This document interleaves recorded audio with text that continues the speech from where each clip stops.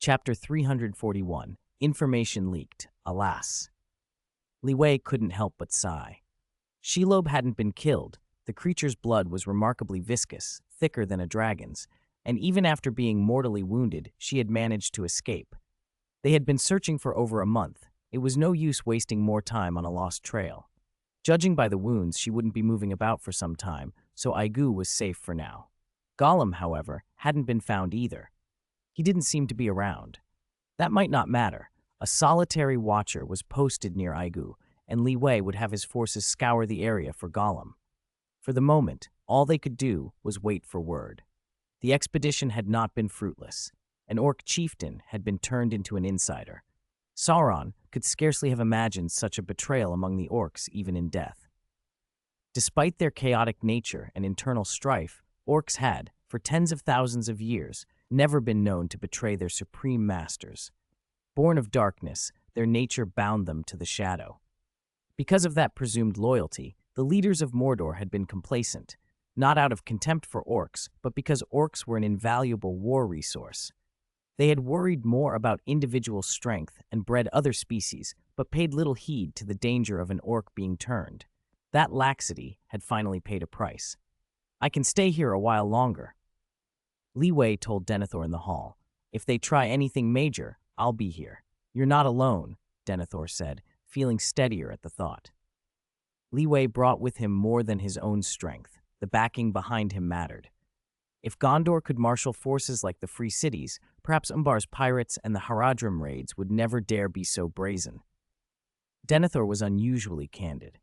While they talked, he laid out top-level details few knew, perhaps only himself. The garrison of Minas Tirith, its deployments and equipment. The local troops and reinforcements formed over 20,000 well-equipped elite soldiers.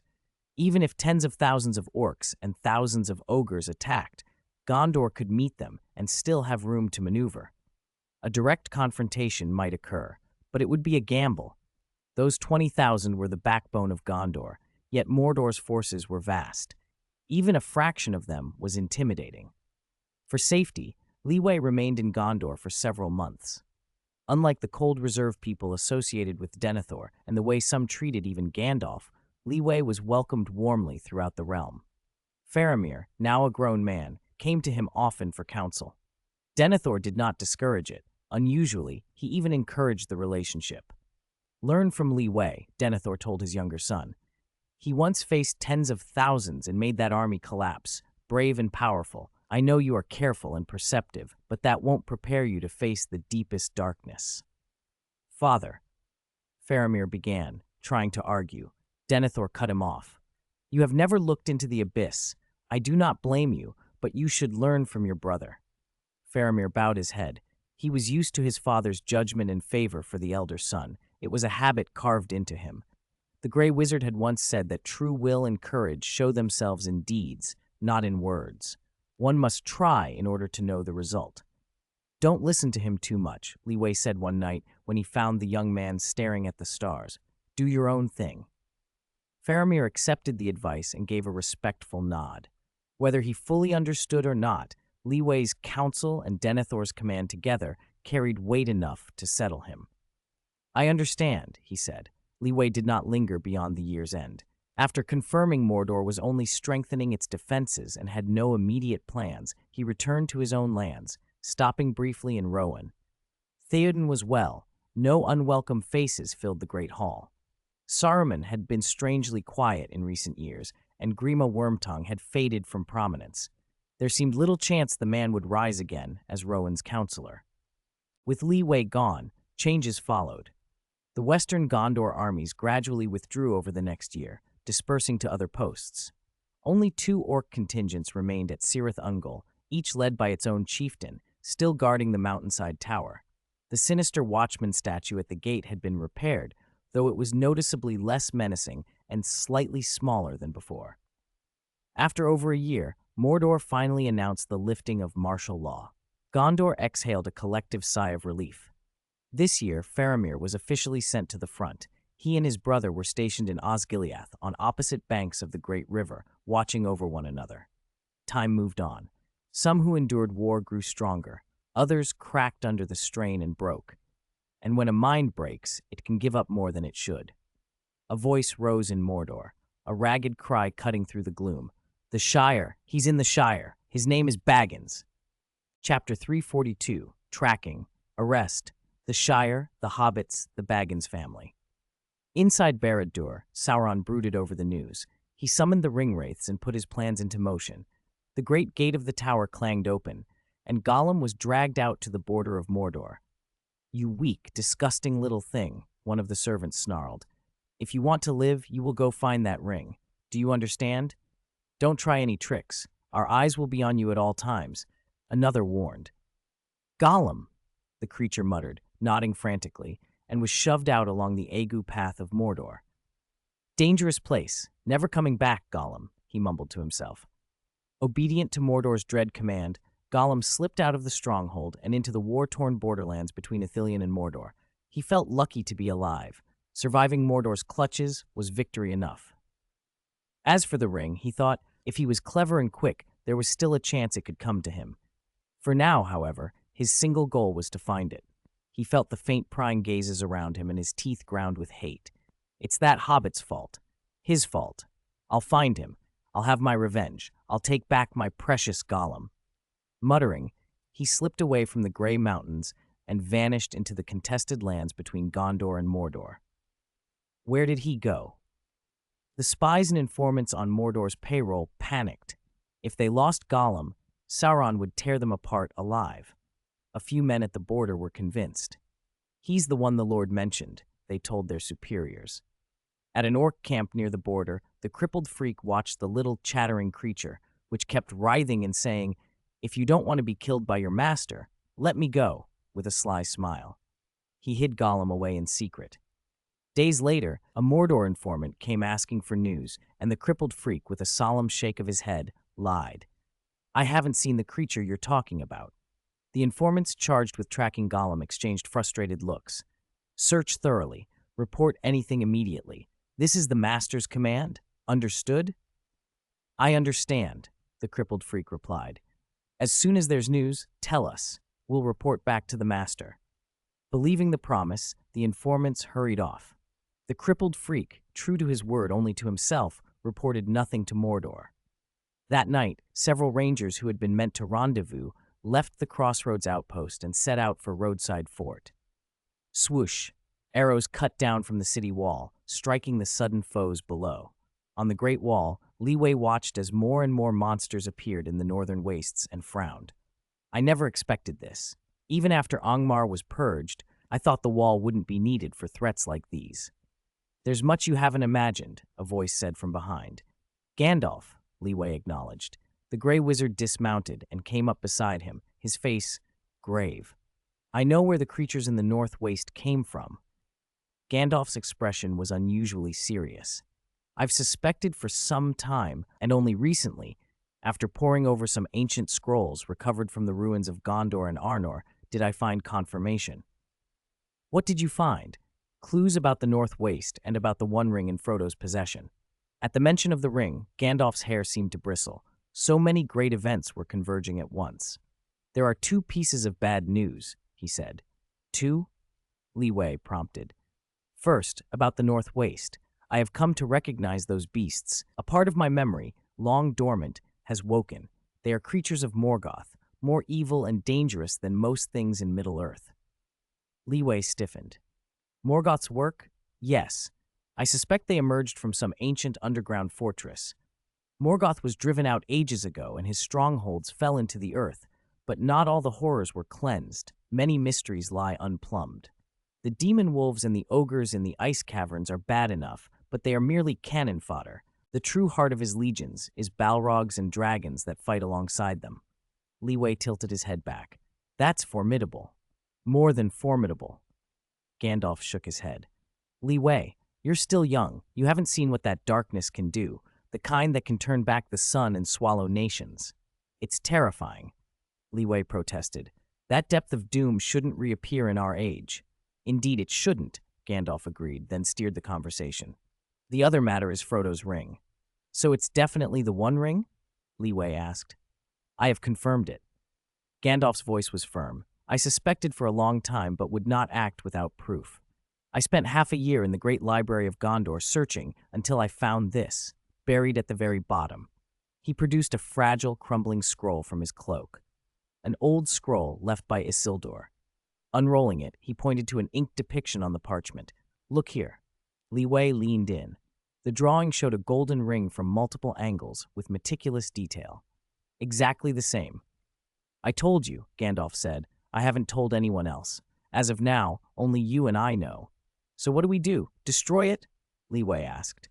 It must be destroyed, Gandalf said without hesitation. There is no other way. Apart from destroying it, you must have no other thought about the ring. There are too many tragic precedents, Li Wei agreed with a wry smile. Don't worry, I have no desire for what it can offer. This thing is not for me. As Li Wei spoke, someone climbed up the path toward the Great Wall and waved. Li Wei's words trailed off.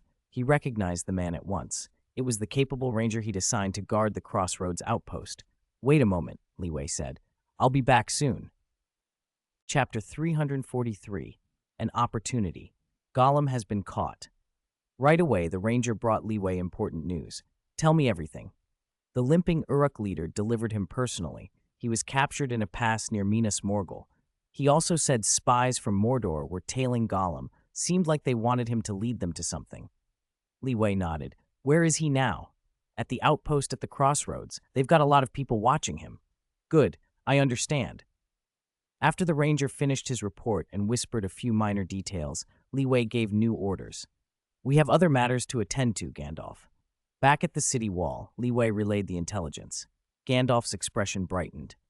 Excellent. We should find Gollum at once. He must know things that will help us. Besides, Li Wei said, he's said to have been released from Mordor. If the enemy let him go, they must know something too. We can't fall behind. Agreed. Let's move. Li Wei waved a hand and vaulted onto his horse, already ahead of Gandalf. The Crossroads isn't safe. I'll go there first and move Gollum to another place, the Nanhe River Bend. Wait for me at my fort there. Always in a rush, Gandalf grumbled, mounting. They rode out together, then split. Li Wei taking the nether passage to the Crossroads, while Gandalf cut across by the Sky Road toward the Nanhe River Bend. By the time Gandalf was only a third of the way, Li Wei had reached the Crossroads outpost. The gate creaked open.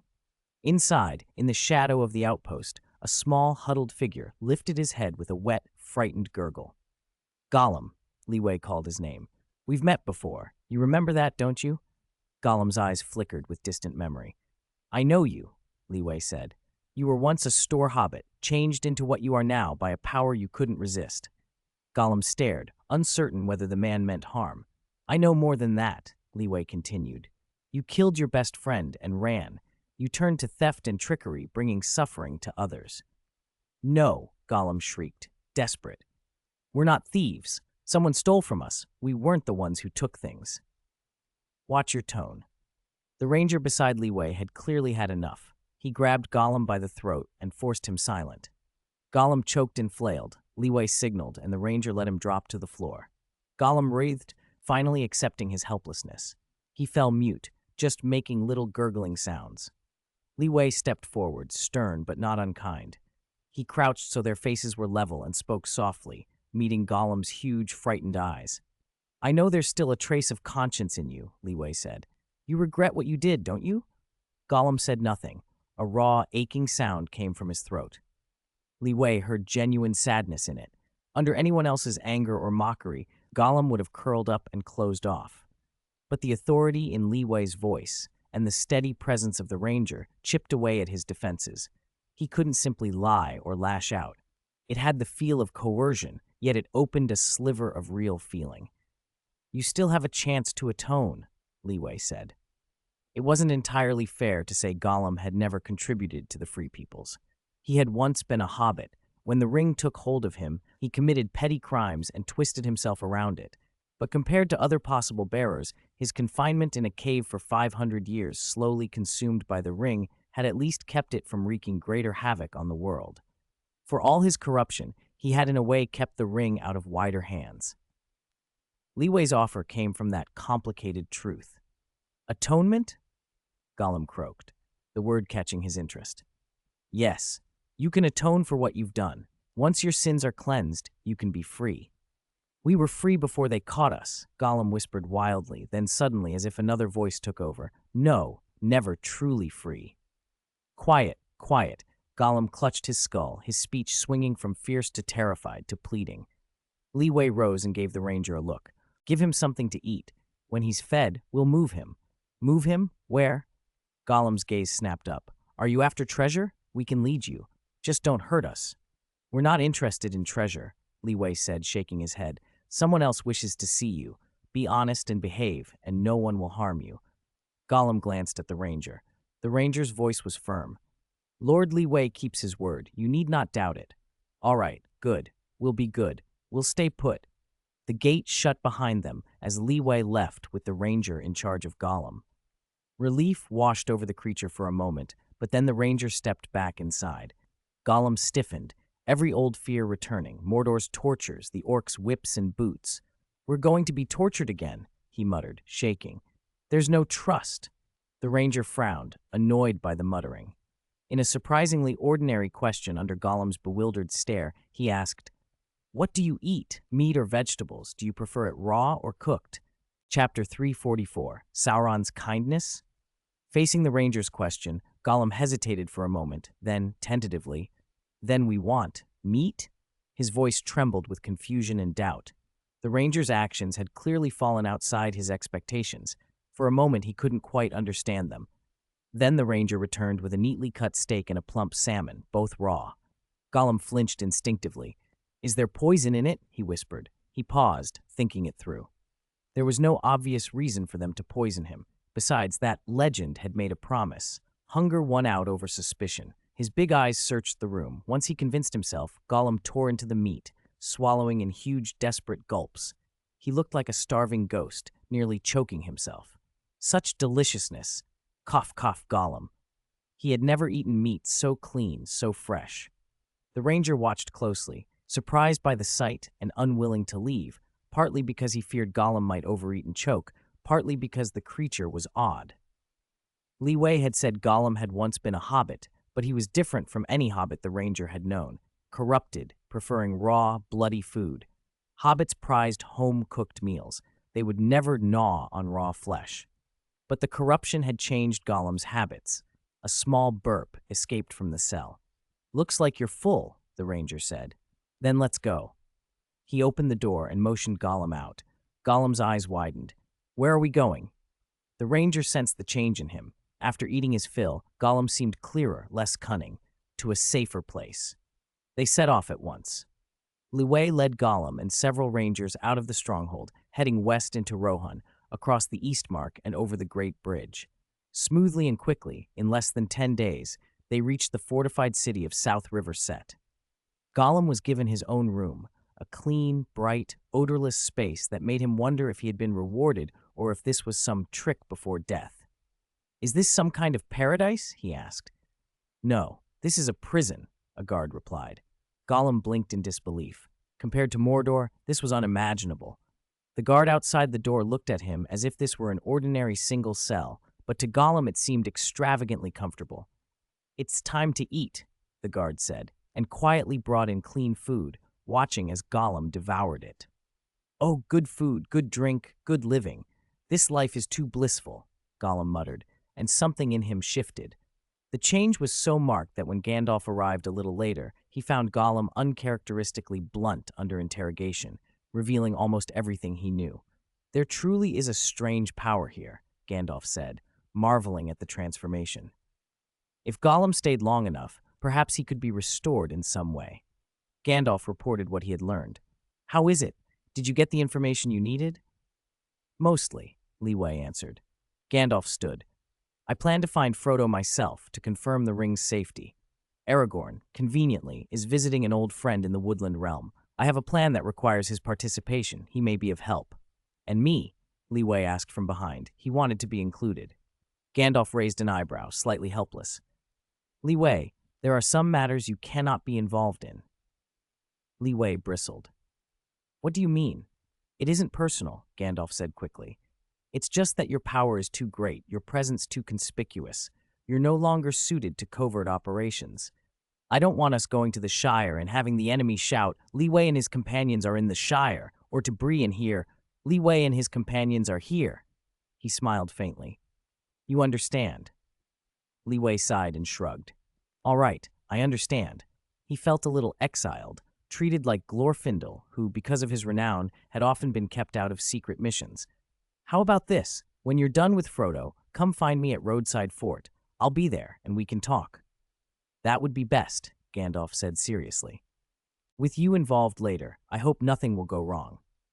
After a brief exchange, Gandalf mounted his horse and rode off to begin his work. Li Wei was contemplating his next move when an unusual guest arrived at South River Set, an envoy from Mordor. At the gate, a man on a black horse, wrapped in a pitch-black robe, bowed with all due formality. A squad of guards watched him closely from the wall, not for Li Wei's safety, but to prevent any sudden violence. Li Wei's face was cold as he regarded the envoy. Is there something? He asked. The envoy lowered his head. Respected legend, supreme leader of the Free City States, leader of the Northern Humans, lord of the Northern Territory Li Wei. On behalf of my master, Lord Sauron, I greet you. I come bearing goodwill. Lord Sauron wishes to discuss a benevolent cooperation with you. Chapter 345, Departure. Cooperation? Li Wei laughed at the messenger. Your master must have stayed in his tower too long and addled his brain. What did he send you here for? To die? Despite Li Wei's open mockery, the messenger remained humble, bowing his head as before. Please believe me, I come with my master's sincerity. We are willing to sign a peace treaty with you, pledging never to harm any city or resident of the Free City States. Furthermore, we can offer assistance, things like the Balrog in Moria. We can help you find it and aid you in killing it. Besides that, if there is anything else you need, you may ask and I will pass it on to my master. Li Wei raised an eyebrow. Interest sparked in his face. That's intriguing. Tell me more. What do you want? The messenger pressed on. You need give us nothing. We only ask that you help us watch for the lost rings of power. My master wishes to reclaim them. Li Wei rolled his eyes. He'd been waiting for this. Seeing that Li Wei didn't immediately dismiss the idea, the messenger hurried on. Our intelligence says one ring has appeared in the Shire. A hobbit found a small and seemingly insignificant ring with weak magic. If you could help recover it, we would be very grateful. After that, you would have Mordor's and its allies' assistance in whatever you wish to do. I'm not interested in dealing with you filthy things. Li Wei waved his hand. Clearly done. Now go back and tell your master to stop scheming. He should wait at home to die obediently. Leave at once. I'm feeling indulgent, so your head can stay on your shoulders a bit longer.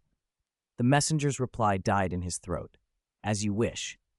He dared not say more, turned and backed away cautiously, constantly glancing over his shoulder as if expecting an arrow. Li Wei and his guards watched him until he vanished from sight. The messenger exhaled. Relief flooded him.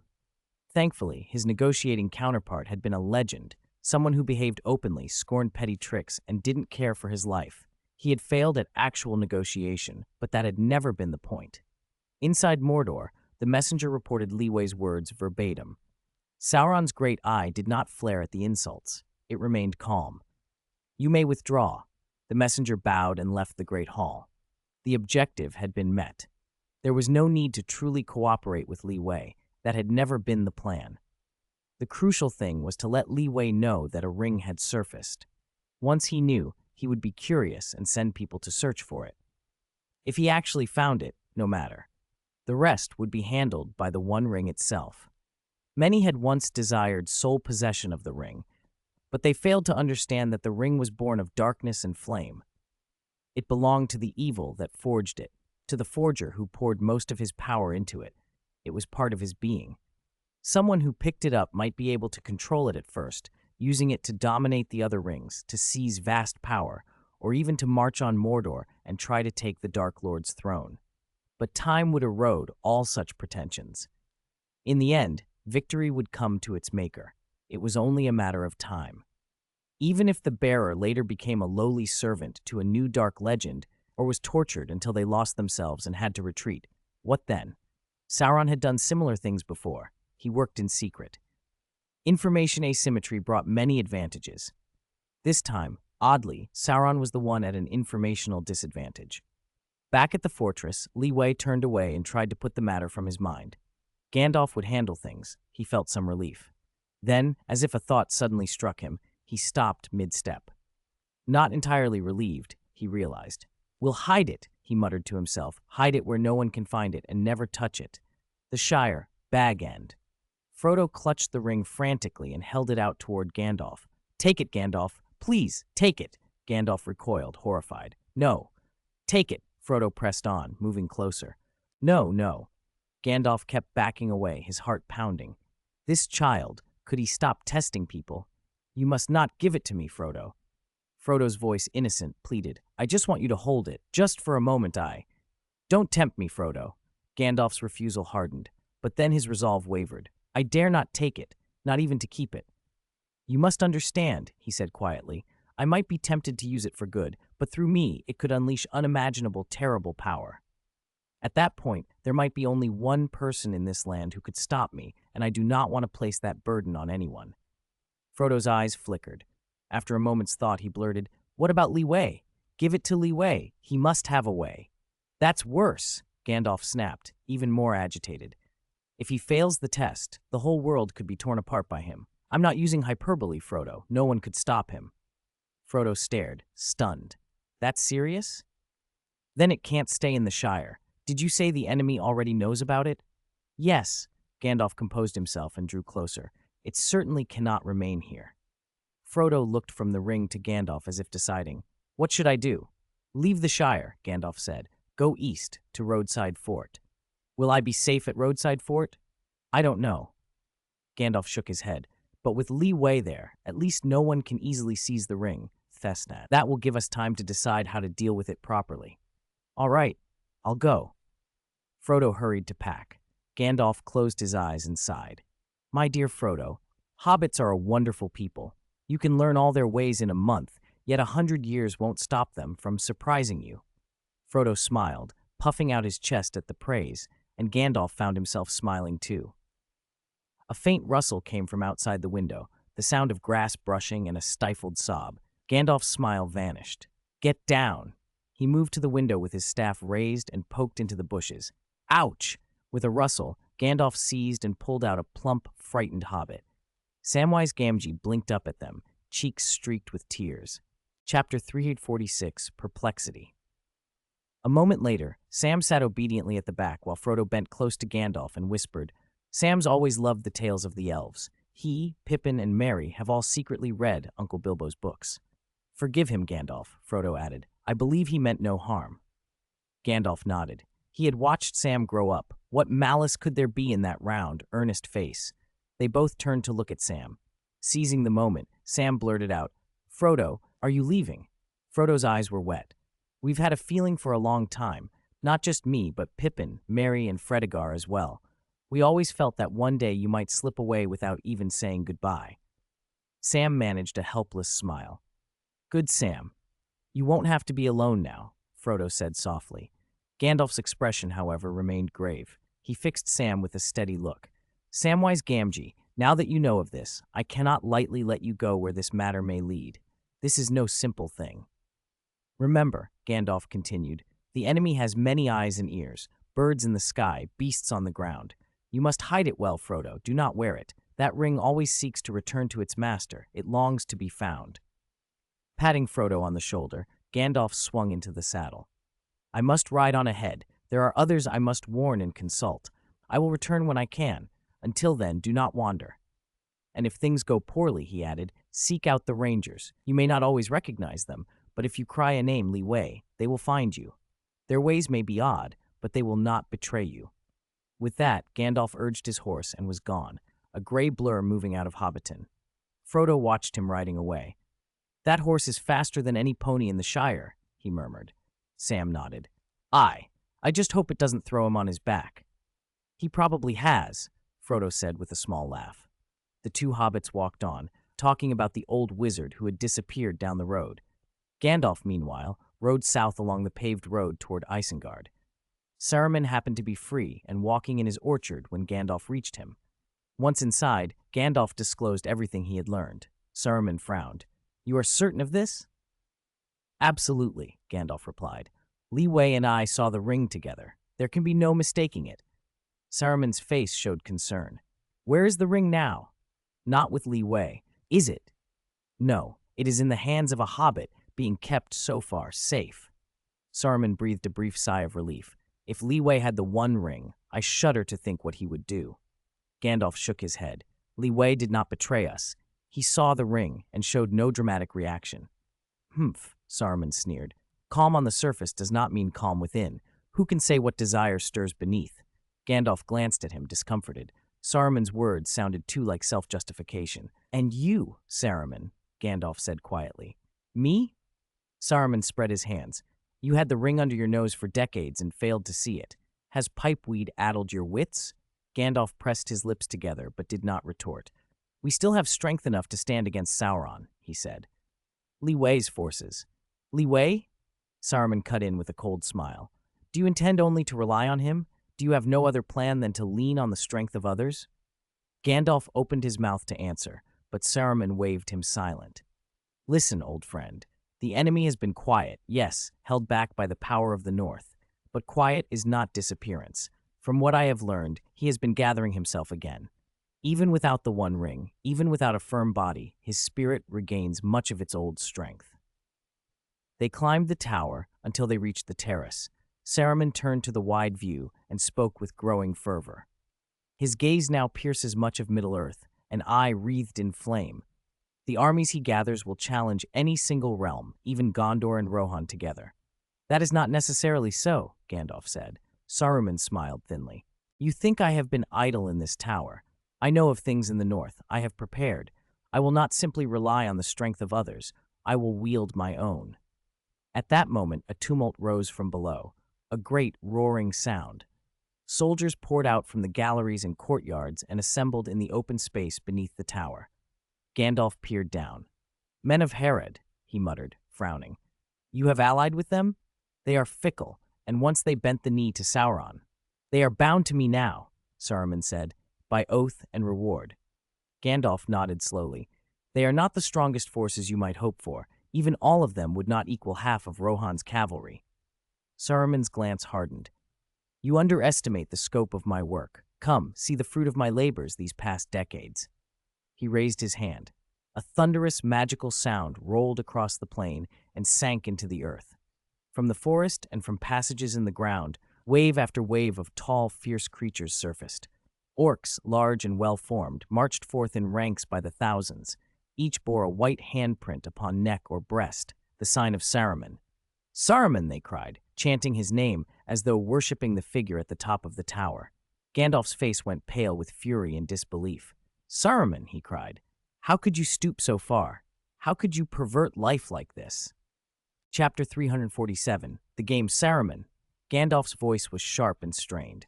Does Saruman the Wise still not understand? These orcs are not natural life forms at all. They are twisted creations. They have no souls. They are not children of the Creator. Their very existence is an embodiment of evil. Even if they obey you now, it does not change what they are.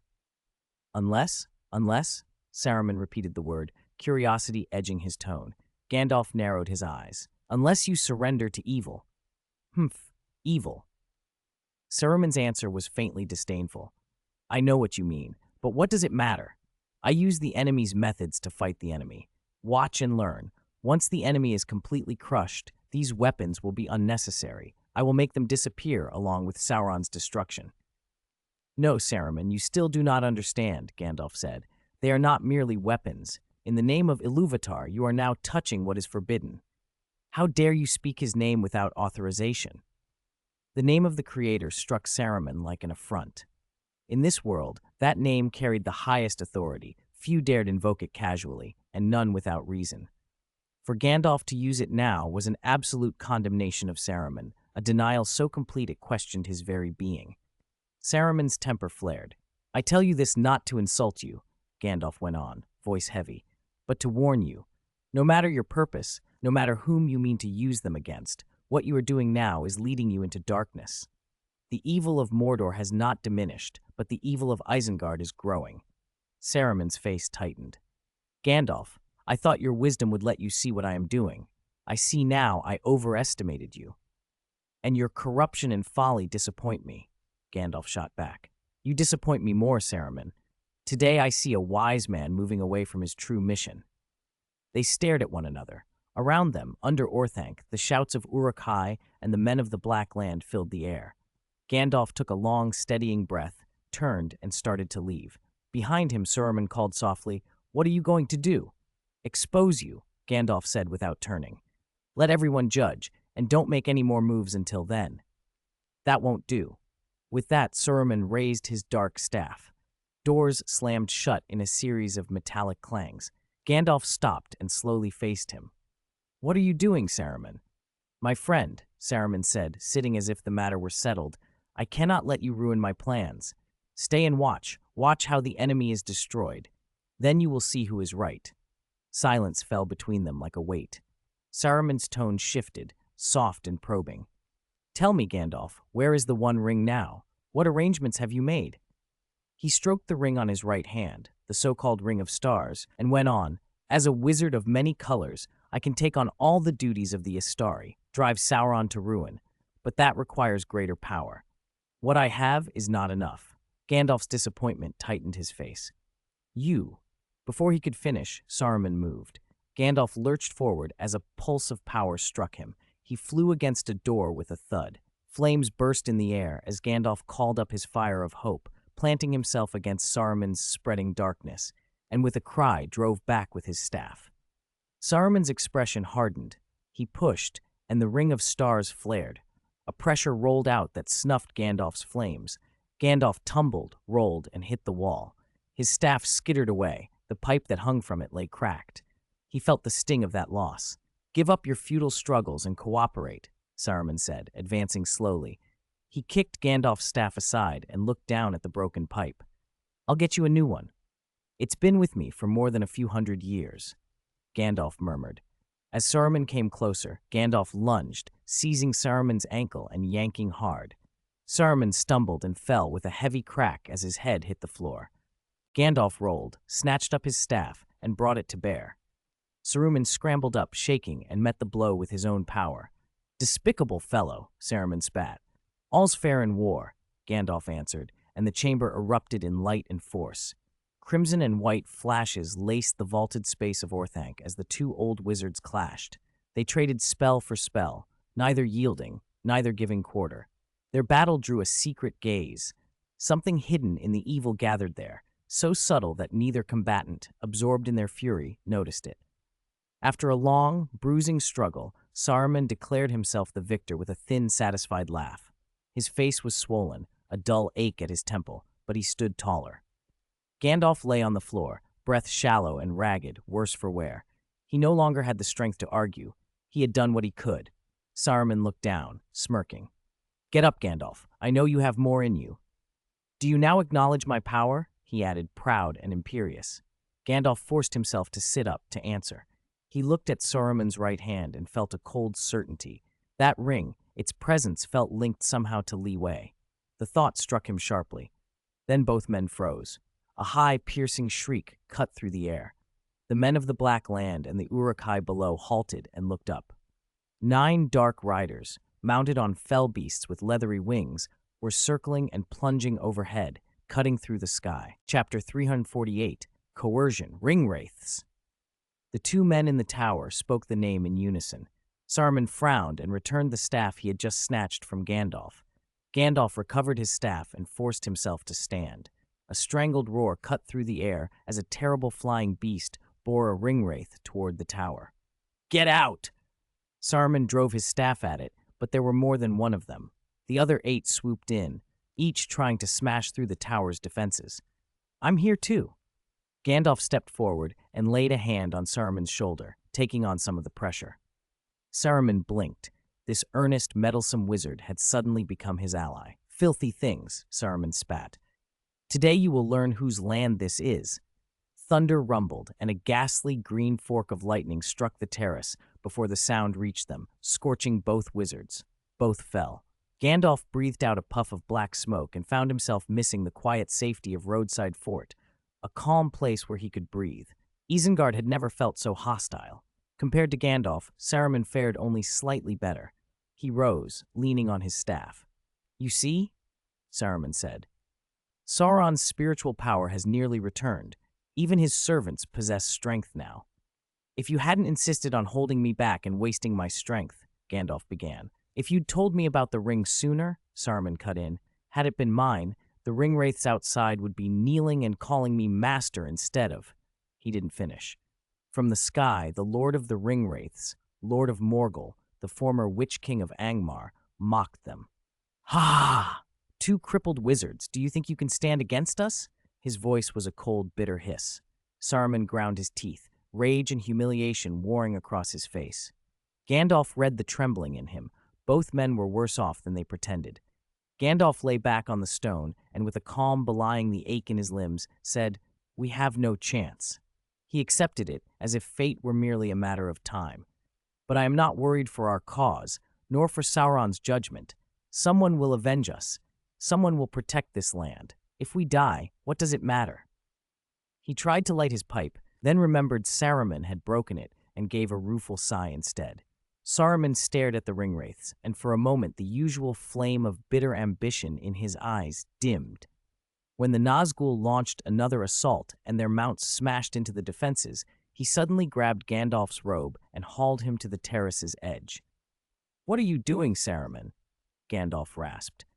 "Getting you out of my sight," Saruman said. Before Gandalf could answer, Saruman swung his staff with a brutal, practiced motion and struck him in the waist. Gandalf screamed as he toppled over the parapet. As he fell, something vast and majestic, neither purely light nor dark, but laden with a fierce, palpable force, caught him. It seized him like a hand of the stars and swept him away from Isengard with terrifying speed. The world blurred and then settled as he was set down at the fords of Rohan. Saruman could not hold out any longer. He collapsed. The tower's defenses failed. The wrath-roaring mounts vanished from sight, and a cold, evil wind blew through the upper chambers, snuffing torches and candles. 9 shadowed figures stepped forth from the dark, unsheathing long, cruel swords, and encircled the White Wizard. Saruman turned his head stiffly and saw only despair. Sometimes an unwanted companion is a blessing, but miracles do not always come. "Come with us, wizard. The master requires your presence." The Nazgul pressed their blades to his throat. There was no escape. While Saruman closed his eyes, beneath his robes, he slipped the ring of stars from his finger and let it fall soundlessly to the stone at his feet. The Nazgul took him away. In a bastion in western Rohan, Theoden, a commander on duty, looked up as a battered, soot-darkened figure rode into the courtyard and could not help but remark, "You look like a beggar." Gandalf had neither the energy nor the will to argue. "The situation is grave, Theoden. Isengard has been overrun by ringwraiths. Saruman's fate is unknown. There are many Uruk-hai there, taller and stronger than orcs, and their loyalties are uncertain. We must be on our guard." The sound of horses and the distant cries of the beasts that had carried the Nazgul had sent the people of Rohan into panic. Theoden frowned. They flew brazenly over Rohan. Their mounts terrorized the countryside. "I followed them, but I did not expect this," Gandalf said. "That is serious." Theoden called his marshal and gave orders to raise the alarm regarding Isengard. Then he looked at Gandalf and said, "Prepare a comfortable place for our wizard to rest. He looks exhausted." "No," Gandalf refused. "If you truly mean to help, give me a swift horse. I must find Li Wei." "Very well," Theoden waved him off. "Choose any horse here. Take whichever you want and promise to care for it." "Thank you." Gandalf went straight to the stables. Among the idle mounts, he noticed one that stood out, a gray horse, gray at a glance, but where the sun touched it, the coat shone like silver, and in shadow it seemed nearly black. "What is his name?" Gandalf asked. "The Swift Shadow, Ji Ying," the stablehand replied. "To be frank, he is the best horse in Rohan, a steed among steeds, a king of horses, but he's fierce. He can outrun the horses of Roadside Fort, and no one has ridden him successfully. A king does not bow easily." "That's the one," Gandalf said. He tried to mount. The horse kicked and grazed his face with a new cut.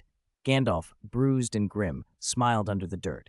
If a king of horses had a temper, did an old wizard not have one too? Swift Shadow turned out to be exactly that king of horses. He carried Gandalf from Rohan toward Roadside Fort with unbelievable speed, but the horse's spirit made the journey take longer than it should have.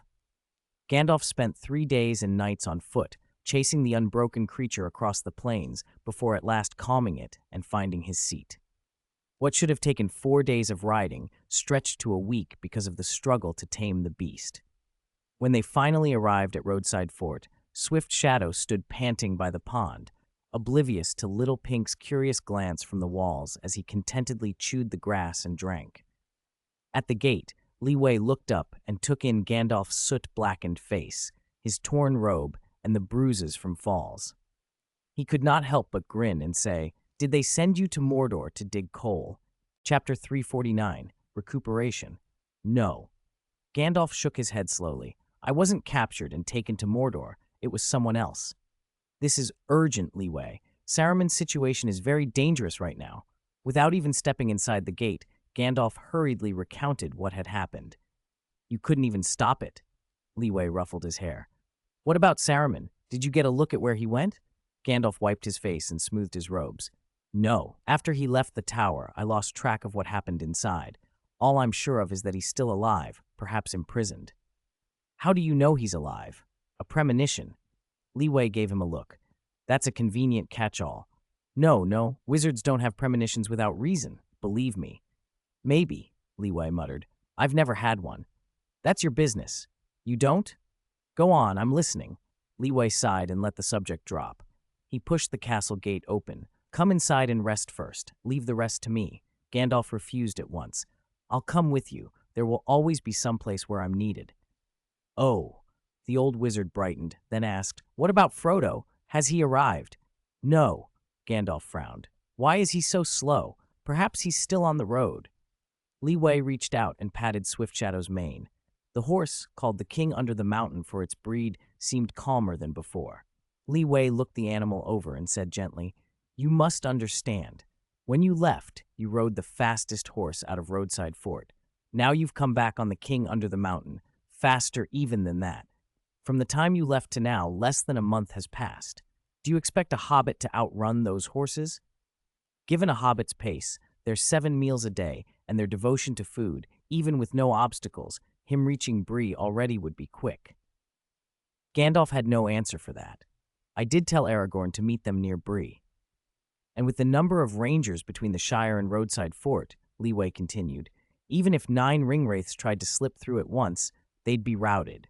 Besides, they should be busy with Saruman and unlikely to come hunting here. Saruman, Gandalf repeated, listening to Leeway's assessment. After all these years, has that stubborn, thankless fellow finally made himself useful? Leeway rose to his feet. What will you do? Gandalf called after him. Gather the army, march on Isengard, and rescue Saruman, the wizard proposed. That's too rash. Leeway paused. We don't know the situation inside Isengard. Raising an army right away could cause more trouble than it solves. Too much commotion, a lack of subtlety.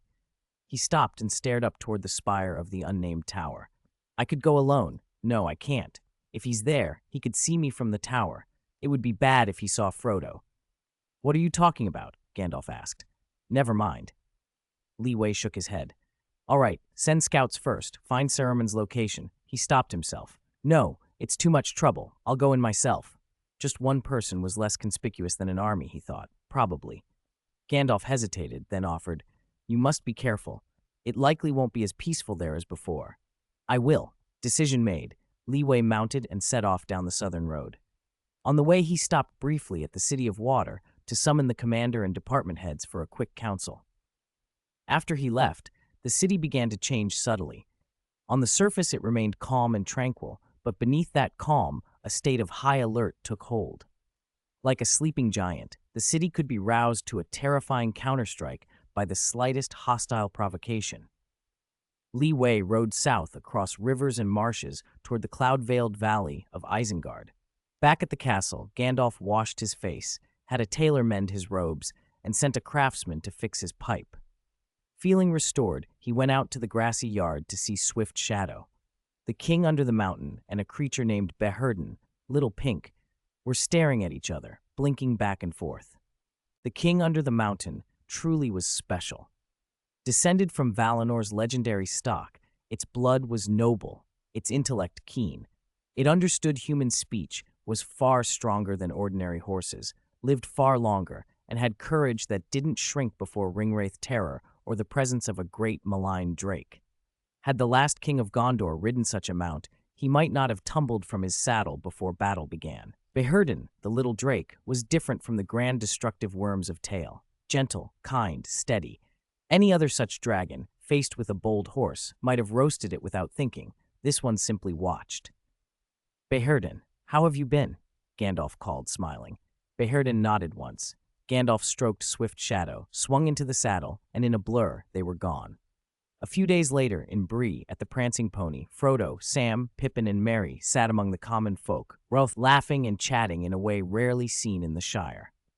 Frodo was doing his best to follow Gandalf's advice and hide his identity, using the name Mr. Underhill, a clumsy disguise borrowed from one of Bilbo's tales about a dwarf called the King Under the Mountain. It didn't fool anyone who looked closely, but it kept prying inquirers at bay well enough. Sam, ever faithful, called him Mr. Underhill with care and kept to the cover story. Pippin and Merry, however, were less circumspect. Baggins? I know one. Right over there. That's him, Frodo Baggins. Yes, that Baggins family, the famous one from the Shire. If you must know, we're related. He's my great-great-uncle on my mother's side.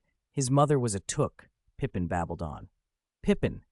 Frodo felt the old pang Gandalf had described. He wanted to call him Stupid Took like the wizard might, but his upbringing wouldn't let him. Instead, he leapt up to stop him, and as he dashed across the room, trouble followed. Chapter 350, Boolie's Encounter.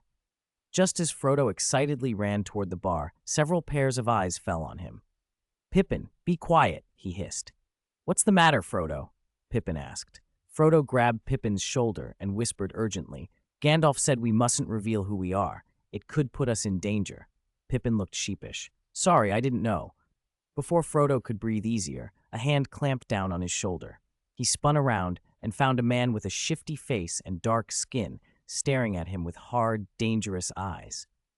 The word spy came to Frodo's mind, one of those low mercenaries who lurk on the outskirts and betray others for coin. Bilbo's old stories had warned of them. According to Bilbo, after the Lonely Mountain, the border fort had cleansed the region of spies and scoundrels, so they ought to have been gone. The man leaned in and said in a low voice, I'd like you to come with me, Mr. Baggins. Pain flared where the hand tightened on Frodo's shoulder. Alarm bells rang in his head. Remembering Gandalf's warning, Frodo shouted, Leeway, help! Almost at once, another hand settled on the spy's shoulder, and a dagger pressed against his throat. The innkeeper barked, Who are you? How dare you draw a weapon in my house? The stranger answered coolly, Ranger of the border fort. The innkeeper fell silent. This area was under the fort's protection. No one argued with its rangers. The ranger tightened his grip on the spy and said sharply, Behave yourself. Come with me. And you, shouting Hobbit, come with me as well. I need to know your purpose. No sooner had he spoken than a heavy hand fell on the ranger's shoulder. The ranger muttered, turning to see a man nearly 2 meters tall standing behind him, dressed similarly. Lord Aragorn. Leave these hobbits to me. I know them and can vouch for them, Aragorn said. Good, the ranger replied. Aragorn was about to give the hobbits a stern talking to when another familiar voice cut through the noise. Gandalf, Frodo called it out. Aragorn glanced down at the hobbits, then up at the wizard, and let out a relieved sigh. Surprises keep coming today. Indeed. I've had my share too, Gandalf said, sounding tired. The spy on the ground, seeing the attention shift, scrambled to his feet and tried to bolt. The ranger snapped back, kicked him down, and barked, Where did you come from? Gandalf stepped forward and rapped the spy on the head with his staff, enough to knock him unconscious without doing lasting harm. The old wizard shook his head. I'm amazed people like this still wander about. He stared at the man on the floor. With the border fort's subsidies and the relative safety around here, it seemed unlikely anyone would willingly serve Mordor. Such men were either outsiders or hard-hearted rogues. They deserved a good thrashing. Then Gandalf brightened at the sight of the hobbits. Good to see you all, Frodo, Sam, and 2 foolish tooks. Hey, Gandalf, how can you say that? Merry protested indignantly. It was Pippin who said all those things. I didn't say a word. All right, then it doesn't count for you, Gandalf grumbled. He rubbed his forehead. The unexpected arrival of these two tooks had given him a headache, but perhaps it was not entirely unwelcome. Strong friendships, after all, could be as valuable as great power. He waved at Aragorn and the four hobbits. Let's go. We'll talk in my room. At the outer gate of Isengard, Li Wei kicked a black land soldier to the ground and hauled him up by the collar. Sir, don't kill me, the man cried, eyes squeezed shut. Please, don't kill me. Li Wei's voice was cool. Why would I kill you? But why are you running? I thought you swore allegiance to Saruman. Why are you afraid of me? The soldier trembled under Li Wei's stare. Li Wei could tell they had looked ready to draw bows and attack as he approached. Have you betrayed your master? The man shook like a leaf. No, I swear. Li Wei pressed, and the soldier soon spilled everything he knew and had witnessed in recent days. When the tale was done, Li Wei sighed. I thought as much. Saruman was right. He had never held Saruman in high regard, but these Blackland men were weak. Despite living on relatively free soil with their own homes, their ancestors had failed an oath to Gondor at the end of the Last Age, refusing the summons to stand against Sauron. As a consequence, their souls were said to be trapped in the Black Land Shrine, forever tainted. Now their superiors in Isengard followed the Ringwraiths. The moment the Nazgul stirred, they fell to pieces and obeyed. Collapsing under pressure, that described them well. Even if I never respected Saruman, you should tell your people to think carefully about the fate of Oathbreakers, Li Wei said. The soldier, still on the ground, dared not answer. Since he had been cooperative, Li Wei left him be and walked on into Isengard. Bats clung to the fruit trees by the road, and faint, watchful glances peered from shadowed corners. The eyes prickled at the back of Li Wei's neck until he frowned toward them and the sensation faded. He drew Nemesis. The blade glowed briefly, then the light faded under his gaze. Whatever presence had been there had left. At least they were sensible, he thought. The rest of the way was uneventful. Li Wei reached the base of Orthanc Tower. The gate of the tower stood sealed, reinforced with what looked like a warding enchantment that made the stone seem even more solid than it already was. So solid that a trebuchet would make little dent. But solid was only a matter of time and force. Li Wei widened the seam, stepped through the gap he made, and entered. Inside, the tower was unnaturally quiet. There should have been servants in pairs keeping the place in order, but today there was not a single soul to be seen. It feels a little too quiet. Li Wei pulled a torch from his belt and climbed the spiral stairs, step by step. Saruman, are you here? He called. If you don't come out, I'll set this tower on fire. He waited, but no answer came. Now he was sure. Saruman wasn't here. If the wizard had been present, he would have snapped his staff and burst out to scold him long before now. Footsteps sounded oddly loud in the silent, dark tower as Li Wei made his way to the very top. When he reached the summit, he swung the torch to light the room. Warm yellow light filled the chamber. No one was there. Scattered notes lay across the floor. A desk stood in disarray, and part of the balcony floor was scorched, as if struck by lightning. Someone had it rough, Li Wei muttered. By the look of the damage, the bolt that hit here had been far stronger than he'd imagined. Had it struck him, even his shield might have shattered. Then a faint, silver-white glint caught his eye from a corner. He crouched and picked it up. A ring? A nether star? He blurted the name before he could stop himself. The thought startled him. He rifled through the scattered notes and drawers until he found Saruman's own writing. The star ring. It was a power ring fused with a nether star, capable of granting potent enhancements to its wearer. Slightly stronger than the 3 elven rings, but far weaker than the One Ring, the note said, and Li Wei detected a trace of Saruman's obsession with the One Ring even here. The wizard, who liked to call himself Saruman of Many Colors, still couldn't let that other ring go. Li Wei turned the star ring over in his hand. Every power ring, he knew, carried its own near-rule level authority and boosted the wearer's power. What did this nether star-fused ring do? Curiosity won out, and he slipped it onto his finger. Far away, in a dark spiked iron cage, Saruman, his robes torn, sighed, and a triumphant smile tugged at his mouth. Interesting, he murmured. Inside the tower, Li Wei felt the ring's power surge through him at once. The most immediate effect was physical. His health jumped by half, settling at 30 points. It was like a permanent increase to his health cap. Then his mind cleared, his sight sharpened, his perception became keener, and his reactions faster. For the first time, he could faintly sense the presence of magic itself, something usually only elves or specially gifted beings could perceive. The star ring also granted a hidden power boost, not the visible strength stat, but a proportional enhancement to his inherent power, roughly a 20% increase. These bonuses didn't show up on his status bar or buff list, but Li Wei could feel them. No wonder people risked everything for these rings, even at the cost of their souls. There was more. The ring provided a kind of beacon effect tied to that newfound magical perception.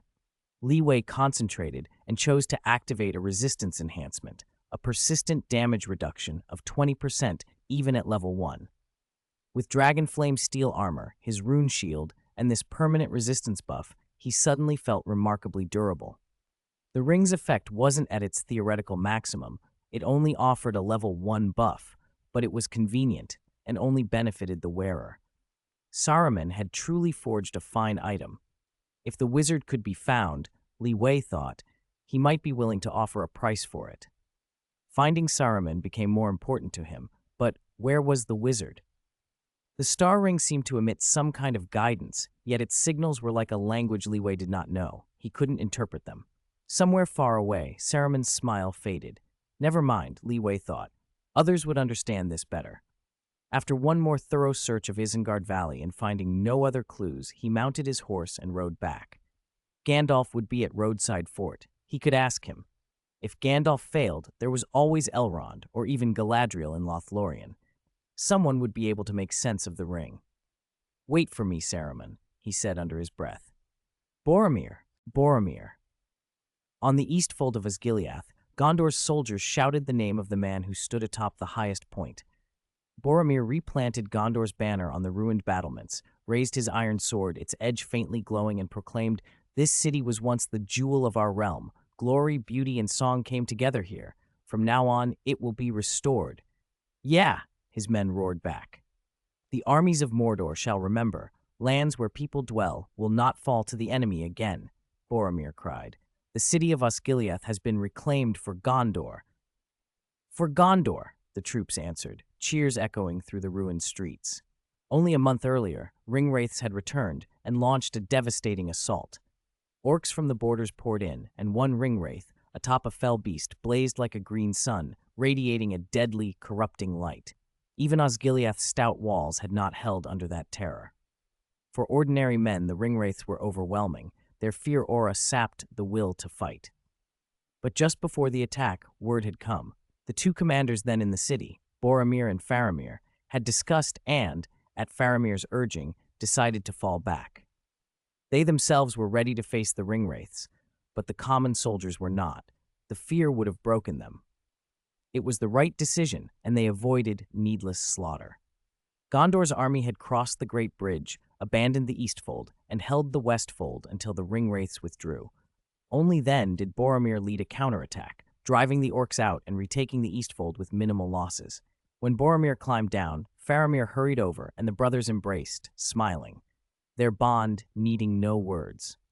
"Well said, short and forceful," Faramir grinned. "Now let's not waste time. There's a good drink waiting." They laughed together, celebrating their victory, until another person arrived. Clink. Wine glasses rang together with a bright note as the two brothers saluted the soldiers, and then each other. "Remember this day, my brother," Boromir laughed. "Today, life is good." Faramir returned his smile, and both drained their cups of fine wine. Joy swelled in them, wordless and full, but happiness can be brief. Faramir, ever watchful, turned his head toward a place not far off. The smile fell from his face. "He's here." Boromir followed his gaze. A prominent figure stood among the soldiers, smiling, clapping a man on the shoulder, encouraging another. On this day of celebration, the stern man mingled and chatted, abandoning his usual silence. "He doesn't even leave us a moment of peace," Boromir muttered, helplessness shading his grin. "Where is he?" Denethor called to the soldiers. "Where is Gondor's finest man, my eldest son?" "Father," Boromir answered, forcing a smile. Out of filial duty and good nature, he went to embrace the lord of the city. Denethor had always regarded this son with pride. "They say you almost single-handedly defeated the enemy," he declared. "That's an exaggeration," Boromir replied quickly. Faramir was just as brave and resourceful. His contribution was immense. Denethor's face hardened. If not for Faramir, the city would never have had to be recaptured at all. Turning to Faramir, who stood to the side, he continued, "Weren't you in charge of guarding the East City? I hear you dragged Boromir into fleeing without a fight." "I could have held it," Faramir said, voice low, "but we had too few men to make a meaningful defense. Had we stayed, we would have suffered needless losses." Denethor would not hear reason. When a man dislikes something, even good will look flawed to him. "Too few men?" he interrupted. "You let the enemy come and go as they pleased, occupying the city without taking a single real loss, and you complained to me after the fact." Faramir's helplessness hardened into frustration, but he remained measured. Boromir could not bear it any longer. He, less restrained, spoke up on his brother's behalf. "You never look on him kindly, father. He has always been loyal." "He loves you, father," Boromir added. "Don't bother me with Faramir. He's good for nothing," Denethor snapped. Boromir fell silent, stung. Unfair treatment from an elder breeds discord below. Denethor's open praise for one son and contempt for the other made the brothers' closeness all the more remarkable. Both endured their father's bias in silence. Faramir, meticulous by nature, never answered back. Boromir, hot-tempered though he was, usually limited himself to a few sharp words, then obeyed. They respected and feared Denethor, not only because he was their father, but because he had been a formidable lord in his prime. He had ridden at the head of men to rout orcs, pushed to the gates of Mordor, and when stationed behind the lines, he read enemy movements with unnerving skill. Rumor said he had once hunted ringwraiths across the plains of Ithilien with an iron sword. Before him, the Nazgul would fall back. Against such a father, even proud men bent. "Father," Boromir took a breath and changed the subject. "I had a dream." "Oh, what kind of dream?" Denethor's tone softened at the chance to talk with his son. "I dreamed thunder rolled across the sky and darkness covered the land, but a light pierced the clouds and it came from the north. I saw a silver-white host and a council in a peaceful place. Isildur's nemesis appeared, and a hobbit stepped forward. I felt, that this was the hope to end our suffering." Denethor sniffed with disdain. "Hope is a vague thing. Victory is won by will and blood, not dreams." "Faramir had the same dream," Boromir pressed. "I don't think it's a coincidence. Faramir wants to go to the place the dream showed." Denethor snorted. "Let him go, then." "No, father," Boromir said. "The path is dangerous and uncertain. I wish to go myself." "You?" Denethor frowned. "You spoil him too much. It will ruin him." Boromir bowed his head. His voice was steady despite the tremor beneath it. "Please let me go." Denethor regarded him long and then let out a small, grudging laugh. "My good son has grown bold enough to argue with his father." He hesitated, then reached into his robe and brought out a golden apple that gleamed like a captured sun. The hard, strict lord who had ruled for years softened at last. "I have suffered many wounds in my life," he said, "and yet I could never bring myself to use this. If danger comes, use it on yourself. That is my selfish wish. Take my sword and take this. I entrust all my precious things to you. Go, Boromir. I believe in you."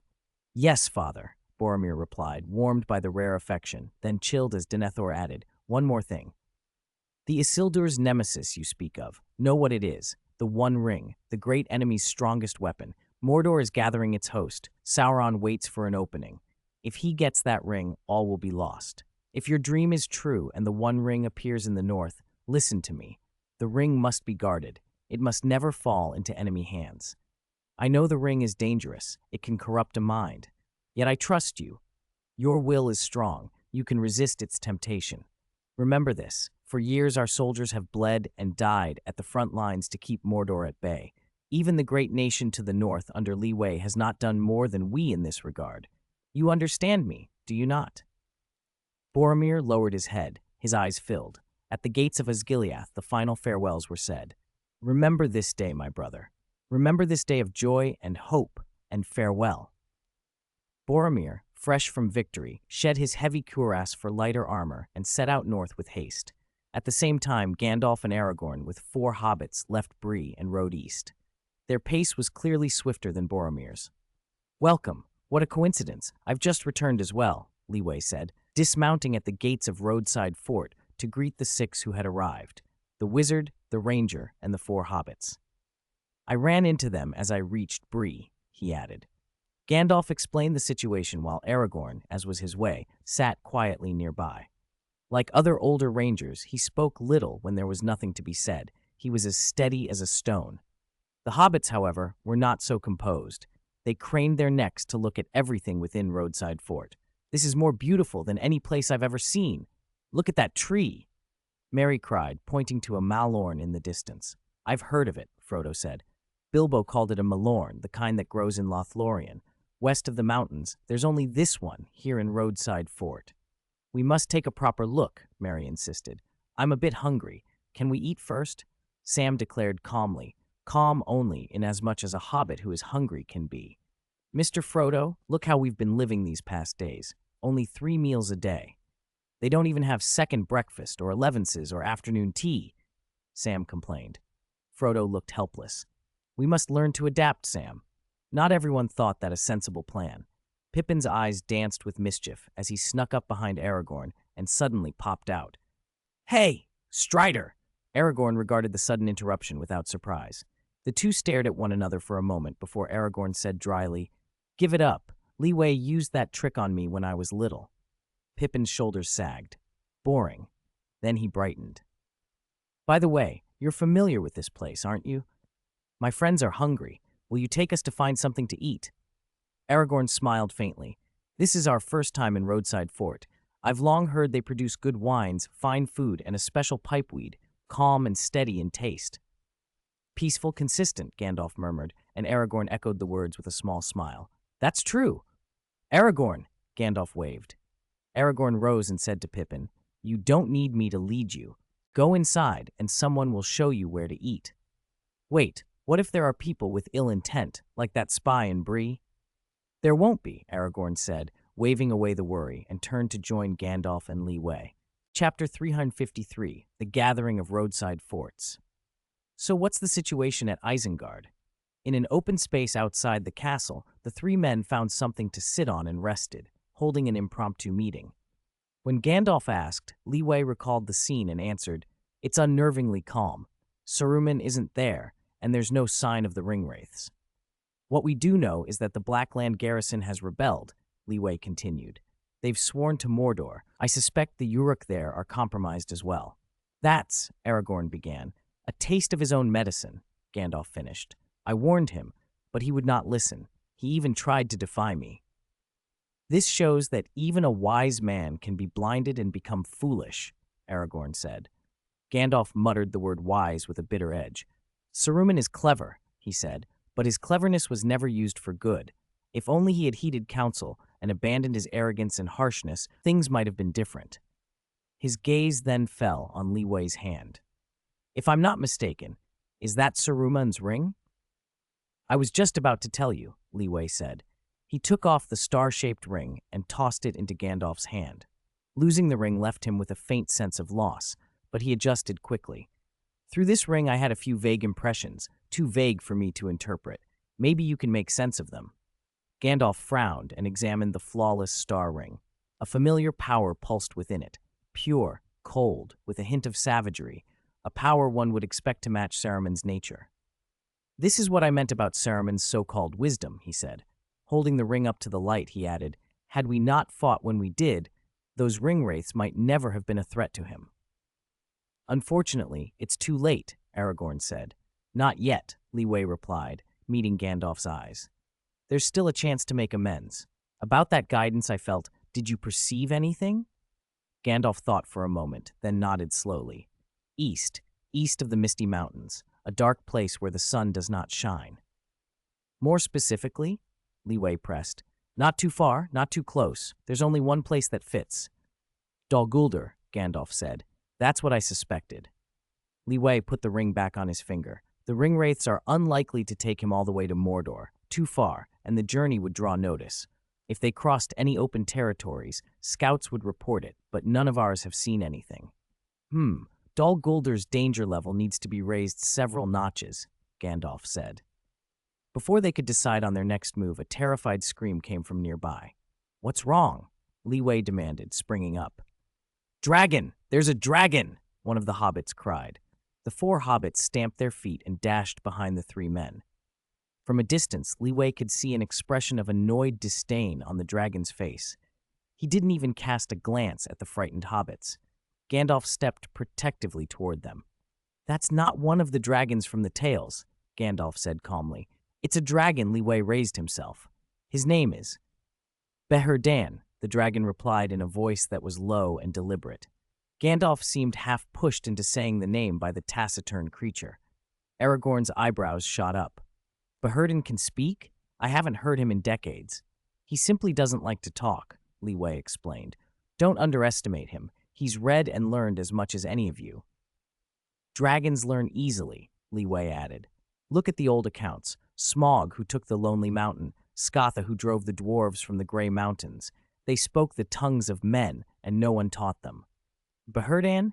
One of the hobbits, Pippin, called out, seizing the main point. Is that your name too? The dragon glared, but it was not a fierce glare. It carried no real threat. Gandalf stepped forward. Show some respect, Pippin. Beherdan is far older than you. He is your elder. Don't call him Little Pink anymore. That was a childhood name. It's no longer appropriate.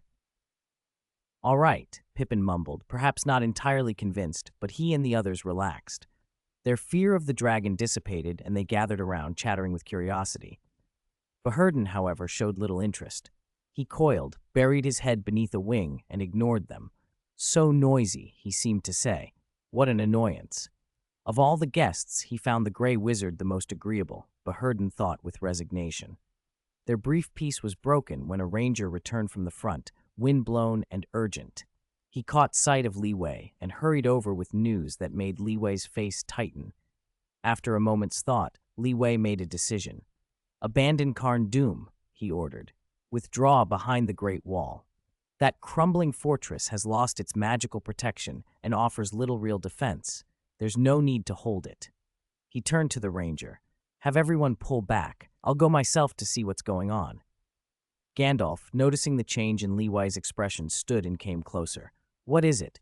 It's news from the northern snowfields, the ranger said. The number of active werewolves and ogres north of Angmar is increasing, nearly everywhere you look. And that's not all. There's something else. Odd. What else? Gandalf asked. Orcs, the ranger said. Orcs? What's so strange about orcs? Gandalf frowned. These ones wear rotten, tattered armor, the ranger explained, but they're far fiercer than any orcs we've encountered. At first glance, they look like ordinary orcs, but you can feel there's no reasoning in them. Orcs are brutal, yes, but even our old enemies had some cunning or could be negotiated with. These northerners, they're more like madmen, wild, feral, and utterly devoid of anything resembling reason. Chapter 354, Sudden Invasion. This doesn't look like a good omen. Before them were ogres radiating bone-deep cold, wolf demons, and orcs whose origin and allegiance were unknown. What do you intend to do? Gandalf asked Li Wei. What else can I do? I'm going to take a look. Then I'll go with you, Gandalf decided at once. Aren't you going to deal with the One Ring first? That can't be rushed, Li Wei said. It isn't urgent in the sense that it can't wait a bit. Do you have other plans? I do. Gandalf frowned. This is no small matter. I intend to have Aragorn notify the other allies so we can discuss it together. Reasonable, Li Wei said. I don't have any particular plan about the ring. The worst would be an outright war with Mordor and another great decisive battle, but that's too extreme. You know I tend to be conservative. Gandalf looked oddly at him. Conservative? Only you would call yourself that. If there's a better way, I'm willing to support it, Li Wei added. That would be best.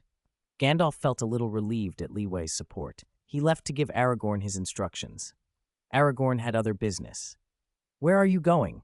Frodo asked. He had grown especially close to Aragorn over their travels. To Rivendell, Aragorn answered simply. Rivendell? Frodo's face brightened. Is that where Bilbo is? There is a hobbit named Bilbo there, Aragorn confirmed. That's wonderful. Frodo began hurriedly packing. I haven't seen Bilbo in ages. I wonder how he's doing. He's well, I saw him the last time I was in Rivendell, but he was hard at work on his book, so I didn't disturb him." When the others heard, Merry, Pippin, and Sam hurried over. "Writing a book?" After all this time, Bilbo must have finished it by now. "Last time we peeked, we only saw half. He hadn't finished." "Rivendell is the home of those elves we met on the road, isn't it?" one of them asked. "Please, take us with you," they all pleaded. Aragorn nodded. "It may be possible, but—" "You met elves on the road?" Lee Wei asked, returning from his talk with Gandalf. "Yes, we met Gildor, a Noldor of the House of Finrod. He led a small company on pilgrimage to the Tower Hills this spring and was returning. We happened to run into him." Frodo chimed in, excited. "It was my first time seeing elves. They're just as the stories say, graceful, tall, and mostly kind." "And the others?" Lee Wei asked. I heard there are wood elves in the old forest," Aragorn said, laughing at the probable misunderstanding. "Take them. Bilbo will surely be happy to see them too." By Lee Wei's suggestion, Aragorn set out with the 4 hobbits. They left a few days later, after resting at Roadside Fort. The road from Roadside Fort to Rivendell lay within its protective domain, so travel there was generally safe. They followed the main road, crossed the last bridge, passed the famous spots in the Troll Forest, and finally arrived at Rivendell at leisure. Elrond welcomed them warmly when he heard they had come. Frodo was delighted to see Bilbo again. "I've been doing very well lately," Bilbo said cheerfully. "Bilbo, you've changed so much," Frodo murmured, looking at him, his hair gone white, his face showing the first real signs of age. "Yes, I've changed," Bilbo said with a smile. "Ever since I came here, that restless tug has faded." Bilbo took Frodo to several of Rivendell's most beautiful places. Frodo's eyes widened at the scenery. "It's wonderful," he breathed. "How does it compare to Roadside Fort? I hear you stayed there for a while," Bilbo asked. Frodo hesitated, then said, "They're both wonderful, but Roadside Fort is livelier." "That's true," Frodo admitted. Bilbo chuckled. "I struggled for a long time over whether to live in Roadside Fort or here. The folk and elves in both places are wonderfully kind, but in the end, I chose Rivendell. I prefer quiet and distant scenery, and here I can often meet elves who teach me a thing or two for my new book. There are elves in Roadside Fort too, but they're very busy. Every elf has many students, and I have to make appointments. By the way, where's Lee Wei? Didn't he come with you?" "It's been a long time since I last saw him," Aragorn replied. "Lee Wei and Gandalf are together. They went north of Roadside Fort. Seems something urgent came up," Frodo added. "That's a shame," Bilbo sighed. Far to the north, on the walls of Carn Dûm, the ruined bastion high in the snow-capped mountains of Angmar, Gandalf peered at a frozen corpse and could not help but gasp. "I know this kind of armor. Even when it's ruined to this state, I'd recognize that make anywhere," Gandalf said, poking the body with his staff. The corpse was frozen solid as ice. "They look like the orcs we've seen, but I don't think they belong to the same faction," he continued. "These may be Morgoth's armies, perhaps original orcs who survived from the First Age. I don't know where they came from. If you set them against the orcs of the Misty Mountains, or even Mordor, they would surely fight," Gandalf added. Lee Wei crouched and ran a hand over the frozen flesh, feeling its unnatural cold. "Fascinating," he said. "The answer to where they came from is probably farther north." He looked up as he made his decision, but before he could finish, a distant roar rose from the mountains. A savage army poured down from the snowy summit and smashed into the crumbling walls of Carn Dûm. Ogres battered through the gate. Wolf demons slipped through like shadows, sniffing for living prey. Orcs screamed and surged in, their fierce, bleary eyes scanning for anything warm and breathing. They came expecting easy plunder. They found only 2 figures, a wizard and a stranger. The original defenders had long since withdrawn. With a thunderous bound, Lee Wei drew his dragon-flame steel greatsword and leapt from the wall. He cleaved through a wave of wolf demons, then swung again to mow down a line of orcs. Several crazed snow ogres charged, trying to overwhelm him. Boom! A blinding white light exploded along the battlements, momentarily dazing the ogres and halting their advance. Seizing the opening, Lee Wei surged forward with a flurry of merciless strikes and finished them cleanly. "That flash was perfectly timed," he said, acknowledging Gandalf's intervention. "This is Water City, the richest city in Eriador and the core shipyard of the Free City-States." In the southern part of the Lonely Lands, Boromir drew his horse to a halt at the gates of Water City. He stared at the succession of marvels and the massive statue standing at the river mouth, his chest tight with a feeling he could not name. Even at the height of Pelargir's glory, the shipyards raised by generations of ship kings, it would not compare to this place. Boromir had never left Gondor in his life. It wasn't that he disliked travel, there simply had never been time. Once he came of age, he was sent straight to the front, facing Mordor and the southern raiders. The only landscape he knew was blackened ground, poisoned mists, and that pale, sickly green light in the night sky. Compared to that, Water City was a miracle, too beautiful, almost dazzling. The journey north from Gondor had been surprisingly smooth. Roads that once crumbled and were nearly impassable had been repaired by the free cities. The old north-south road, broken by swamps and washed-out bridges, was now paved with gray stone and bridged where necessary, allowing steady travel. Boromir thought of his father's words. Under the protection of the Lord of the Northern Territories, the people here lived in peace. They had never had to face the horrors Gondor suffered daily. But that was where Gondor lay, and duty and survival demanded they hold the line against evil. He sighed and rode on toward Roadside Fort. Roadside Fort? He stopped again, staring up at the battered ramparts of the place. By its name, he had imagined a fortified manor or a keep holding a few thousand, something modest, like a lord's hold in Gondor. Instead, the so-called fort unfurled into a great city, no less imposing than the White City. Its scale left him speechless. As he watched, squads of well-equipped soldiers poured out of the gate and headed north. Their ranks were orderly, each formation fixed in number and led by a named commander. "Greetings, soldiers of Roadside Fort," Boromir called, spurring down toward a less busy company. He picked out the company captain and approached him. "I am Boromir, commander of the White Tower of Gondor. I have come to see Lord Lee Way of the Northern Territories." "What's the matter, sir?" the captain asked. "Oh, one of Gondor's friends." The captain set aside his work and answered, "Our lord is fighting farther north. He can't hold back the monster army alone, so we're moving up to reinforce the defenders on the Great Wall." Monster army? Great Wall? Defenders? Boromir felt a flush of confusion. He knew the names separately. Carn Dûm had been taken years ago, the remnants of Angmar supposedly cleared out by Roadside Fort's forces. But monsters returning from the far wastes? He asked outright. 18 years ago, Roadside Fort cleared Angmar, yes? How can there still be monsters there now? "They only began to appear in recent years," the captain said. "They come down from the northwest. Their ferocity surpasses anything we've faced before." After a moment, Boromir spoke up. "May I go with you? If there are enemies, I can draw my sword in this cause." The captain looked at the iron sword at Boromir's hip, hesitated, then nodded. "Very well, we welcome you. Go over there and draw supplies." Boromir joined the line at the supply point and took a set of marching rations. They were unexpectedly plentiful: bread, preserved meat, milk, and honey. He tasted the honey and could not help but smile inwardly. He also picked up a small vial from the quartermaster. "What is this?" he asked, holding it up. "A healing potion," the captain replied. "Cures wounds as long as you're not dead already." "Like a golden apple?" Boromir asked.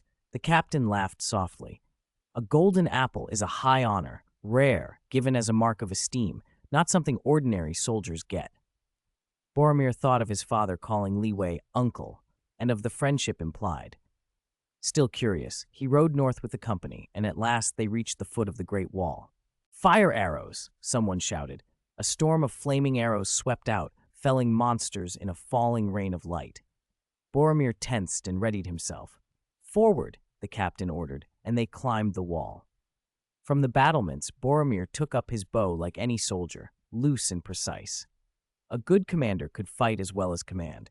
A flash of white light split the field behind the enemy lines. Another wave of monsters rose, their bodies still alight, and Boromir's eyes narrowed. It was Lee Way.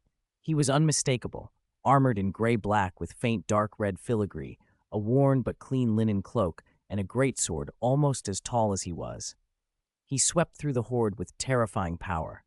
Beside him, the Grey Wanderer, Gandalf, moved nimbly, more often cutting with Glamdring than calling on the staff, though now and then a sudden burst of light forced the crowd apart. Then a group of tall figures thundered forward. Ogres. Look out, Boromir called. Even with wind and snow between them, Liwei seemed to hear the shout. He waved and charged into the ogre line. For a moment, Boromir thought he saw a star-shaped glint flash at Liwei's hand. In a single, brutal motion, the ogres began to fall. Not one lasted through 3 sword blows. The speed and severity of it were terrifying. Boromir thought of the worst foe he had faced, a war beast some 7 or 8 meters high, and remembered that it had taken 30 men to bring that beast down. That was already impressive, the captain beside him said when Boromir mentioned the beast.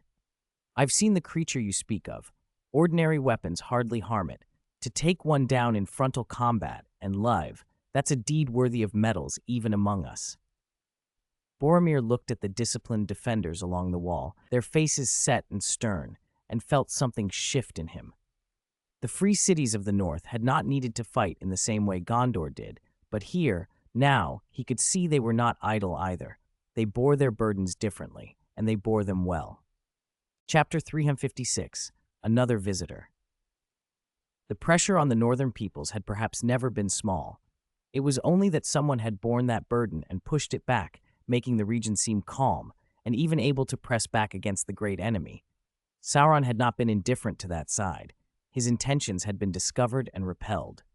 Boromir. Liwei had already returned while Boromir was still thinking, carrying with him the smell of dust and blood. My lord. Boromir saluted out of habit. All right, no need to be so formal. Liwei gave his shoulder a friendly pat. My family and yours have been close since your great-grandfather's time. I even held you when you were little. Saying it left Liwei with a little glow of satisfaction, decades of planning culminating in this day. Boromir's mouth twitched at the recollection, and the soldiers nearby shifted awkwardly. The memory was unexpectedly embarrassing. Liwei laughed softly. How time flies. That little fellow who used to gnaw on people's fingers has grown into a proper warrior and a capable commander. How is your father doing these days? Boromir hesitated, then said, he seems to be in good spirits. That's good. I keep an eye on Gondor. If anything happens, tell me. I'm here, and I can help. When your father was small, I almost held him too. He was a stubborn little thing and wouldn't let me. Imagining Denethor, rigid and serious, as a squalling child made Boromir laugh out loud. After a moment, he sobered and returned to the matter at hand. Gondor is stable for now. We had a great victory recently. My brother Faramir is out on the front. He's reliable and resourceful. Faramir, Liwei said, remembering. I recall him. He's meticulous. When I visited Gondor, he often came to me for advice. Don't stand around. We don't get many visitors. I should treat you properly. There's not much to do right now. Liwei stepped aside and looked down at the piled corpses beyond the wall. This round of attacks had cost them nothing. Even without him, these monsters would have fared no better. Only the timetable and efficiency would have differed. Boromir accepted the invitation with a nod and a smile. Up close, the aura of legend that had seemed to surround Liwei faded. He was simply warm and approachable, willing to speak with anyone, soldier, citizen, or lord. In that way, he reminded Boromir a little of the wizard who had hurried over from the other side. Hello, Boromir, son of Denethor. You look well. Where is your brother? How has he been? He's fine, just a little down. I thought as much. Your father has always clashed with him, but it's rare for you to be allowed out. I asked to come. Oh, and why? A dream. In the bastion beside the Great Wall, Boromir confessed his confusion. I followed the guidance of a dream. Liwei and Gandalf exchanged a glance. The next day, the three of them left the temporarily held Great Wall and returned to Roadside Fort. But stable was a fragile word. When they arrived, 2 dwarves were waiting, father and son. Gloin, Gimli. Liwei acknowledged them. We bring news, Gloin said bluntly, his expression grave. There's unusual activity north of the Grey Mountains. The Grey Mountains were where Dane's Hall stood. After its recovery and rebuilding, Gloin and his son and a company of other dwarves had moved back to preside over the settlement. Gloin rarely came unless there was something serious. For some time now, we've heard roaring from beyond the snow and ice in front of the hall, Gloin said. At first, we thought it was beasts of the high fields, but the sounds have become troubling. He produced a scale. Liyue took it and frowned. He recognized it at once as a dragon's scale, one shed by a fully grown dragon. Little Pink had left similar pieces behind in the past. This was found by our people at the edge of the frozen wastes, Glowing continued. We didn't dare go any further. On one hand, the passes are treacherous, and on the other, if we actually stumbled on something we couldn't handle, the expedition teams would be doomed. I had them return. Whatever it is, send them in. I'm not afraid. Gimli, who stood behind his father, was all bravado. The North Waste again. Liyue sighed. I know about this. Leave it to me. I'll take care of it. I want to see how many of these relics from the old days are left. They discussed plans for a while, and then another visitor arrived. Actually, a man returning. Aragorn came with a message. Lord Elrond asked me to bring word, he said. He wishes to call a council to decide what to do with the One Ring. After delivering his message, he added, and Lord Elrond asked whether you would preside over the council. Me? Liyue pointed at himself, surprised. Aragorn nodded. Gandalf immediately interjected, wry and cutting as ever. If Elrond had thought of his usual practice, he wouldn't expect him to preside. Of course, if he can do it, I support it, Gandalf added. Liyue shook his head. Whoever proposed the council should preside. Let Elrond lead. Come then, Aragorn said. It's a good chance to visit old friends in Rivendell. In the latter half of 3018, with the fate of the One Ring at the center of every concern, forces gathered at Roadside Fort. Elrond wished to convene a council of the wise to debate the ring's fate. At Liyue's suggestion, the meeting was to be presided over by Elrond, the wisest of the elves and lord of Rivendell. Liyue and Gandalf attended as wise councils. Also present were the Gondorian commander Boromir and the dwarf leader Gloin of the Grey Mountains, accompanied by his son Gimli, along with other visitors from Rivendell. Chapter 357, Revisiting the Past, Legolas. Aragorn waved as the guests stepped into Rivendell. Seeing Legolas again after so long stirred something in him. The first time they had met, Legolas had let him believe he was just an ordinary elf. In truth, he was the elven prince of the woodland realm. Legolas returned the look with his own memories. Aragorn had let him think he was only a ranger, but in time had revealed himself as chieftain of the Dunedain and the last living bearer of the royal bloodline of Gondor and Arnor. You really kept me in the dark for a long time, Legolas teased. You did the same, Aragorn replied. They exchanged a knowing smile and let the subject lie.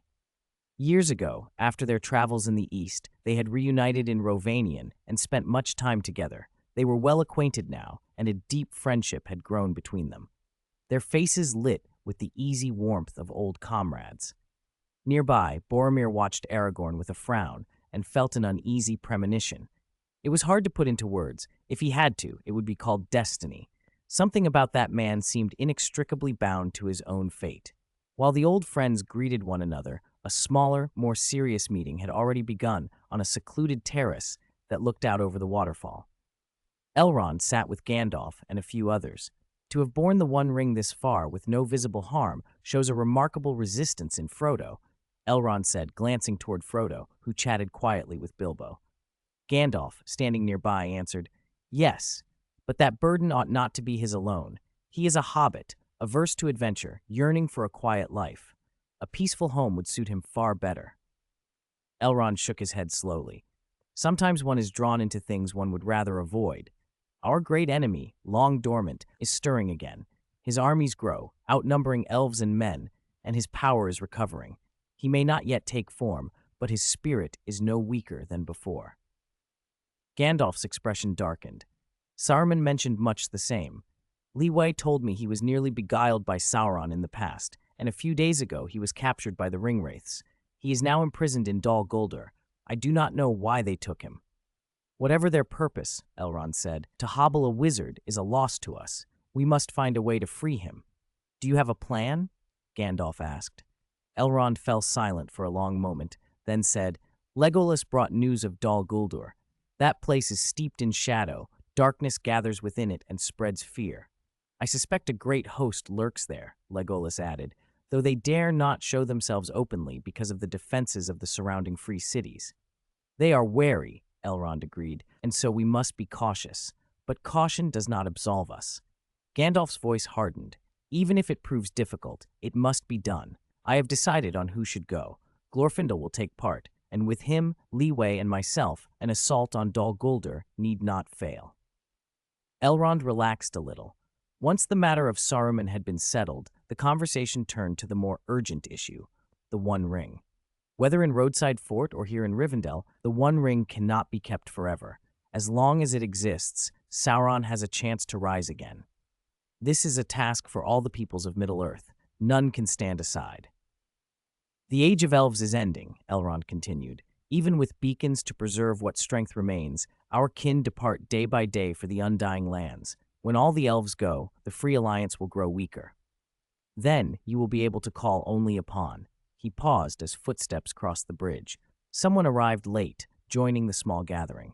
Elrond, Gandalf added, it is fortunate that there is an emerging force among men. Elrond let out a breath. Men are frail. Since the Second Age, their race has dwindled. The ancient blood of Númenor has thinned. Their lives and strength are not what they once were.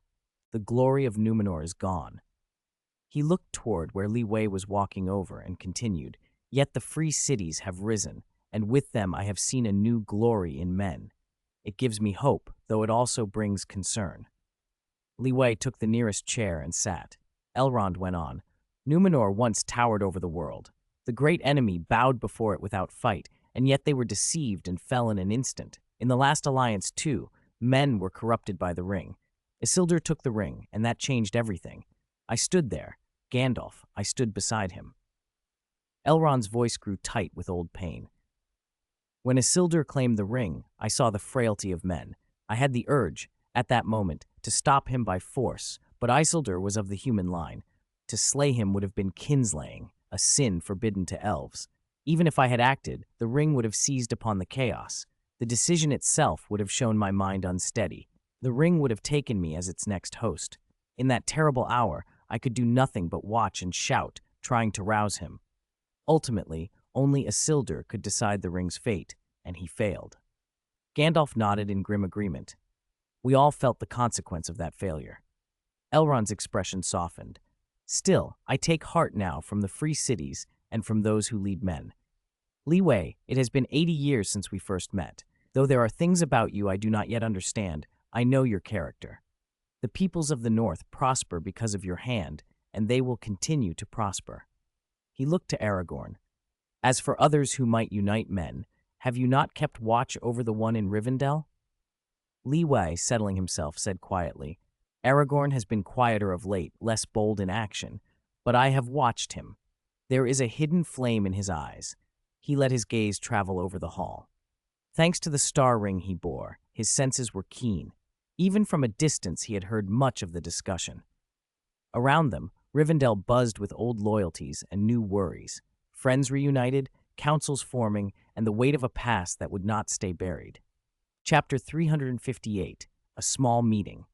The worst-case scenario is that we fight another war of the last alliance. At a small temporary meeting with only 3 present, Leeway laid out his fallback plan. But every faction that fought in that war has since weakened.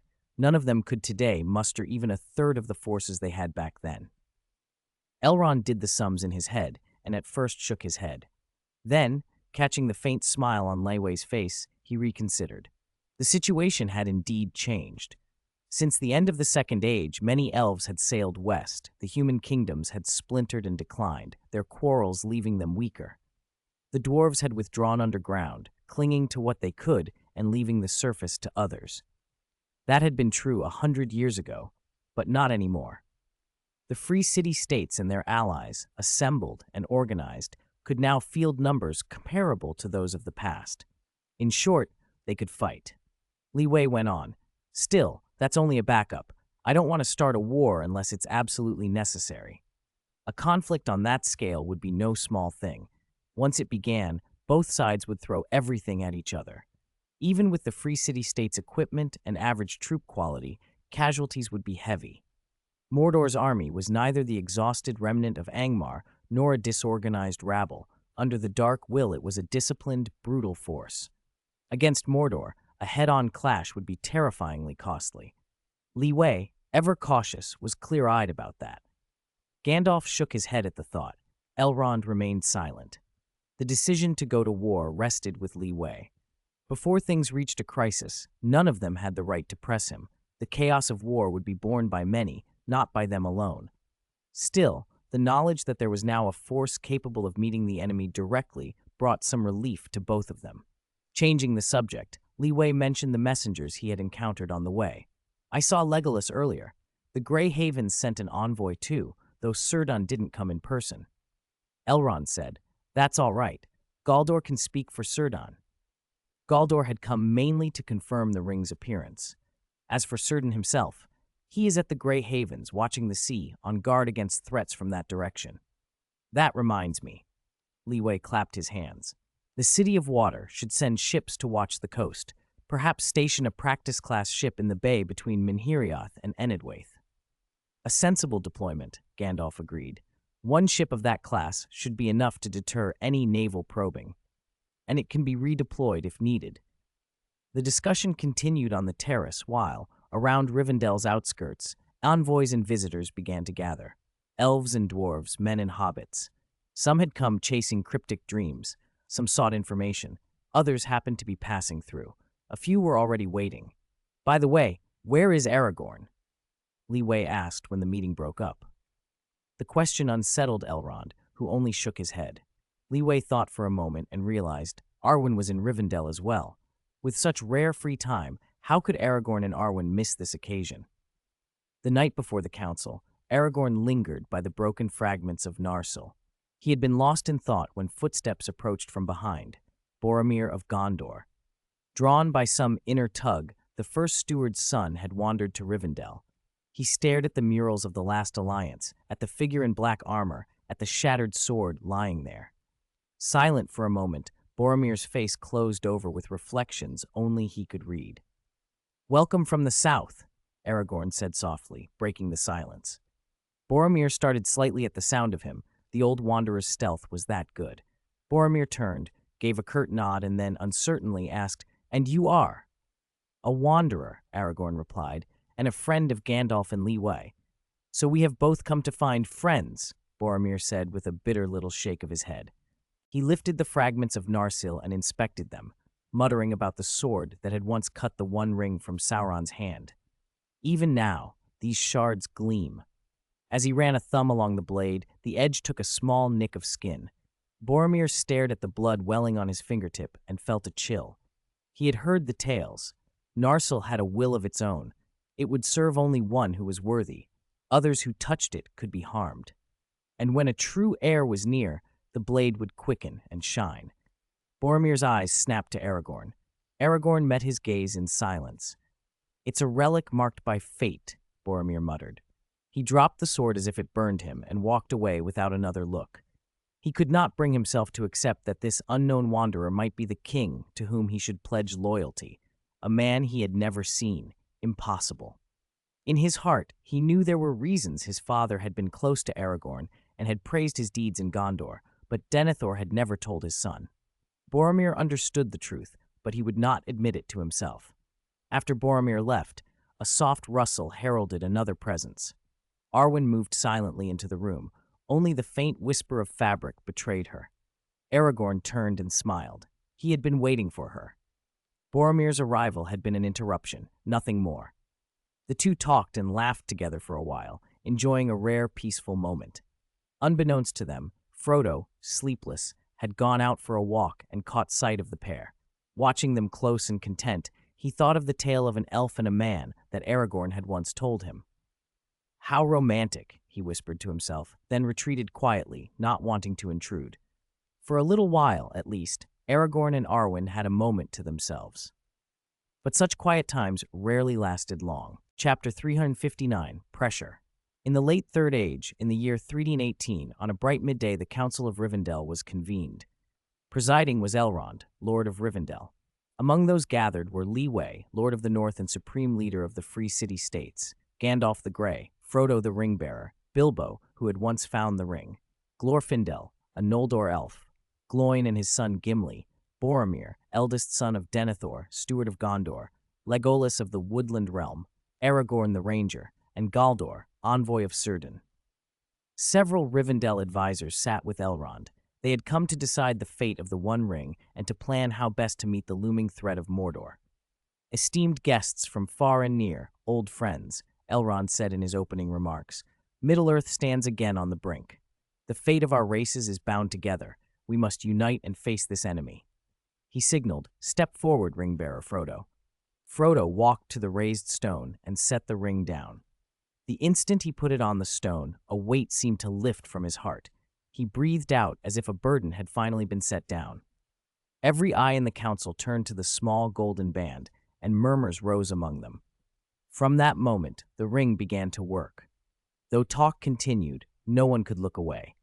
Gandalf, Elrond, and Bilbo stepped forward to recount the ring's history and the evil it contained. It is an utterly evil thing, Bilbo said. I do not agree, Boromir interrupted. When the three finished, Boromir rose slowly. He stared hard at the ring and, stepping toward it, spoke as if in a trance. I had a dream. Endless clouds of black, but a shaft of light broke through. A voice told me that Isildur's bane has been found. It is the weapon of the great enemy, but why might it not serve the free peoples?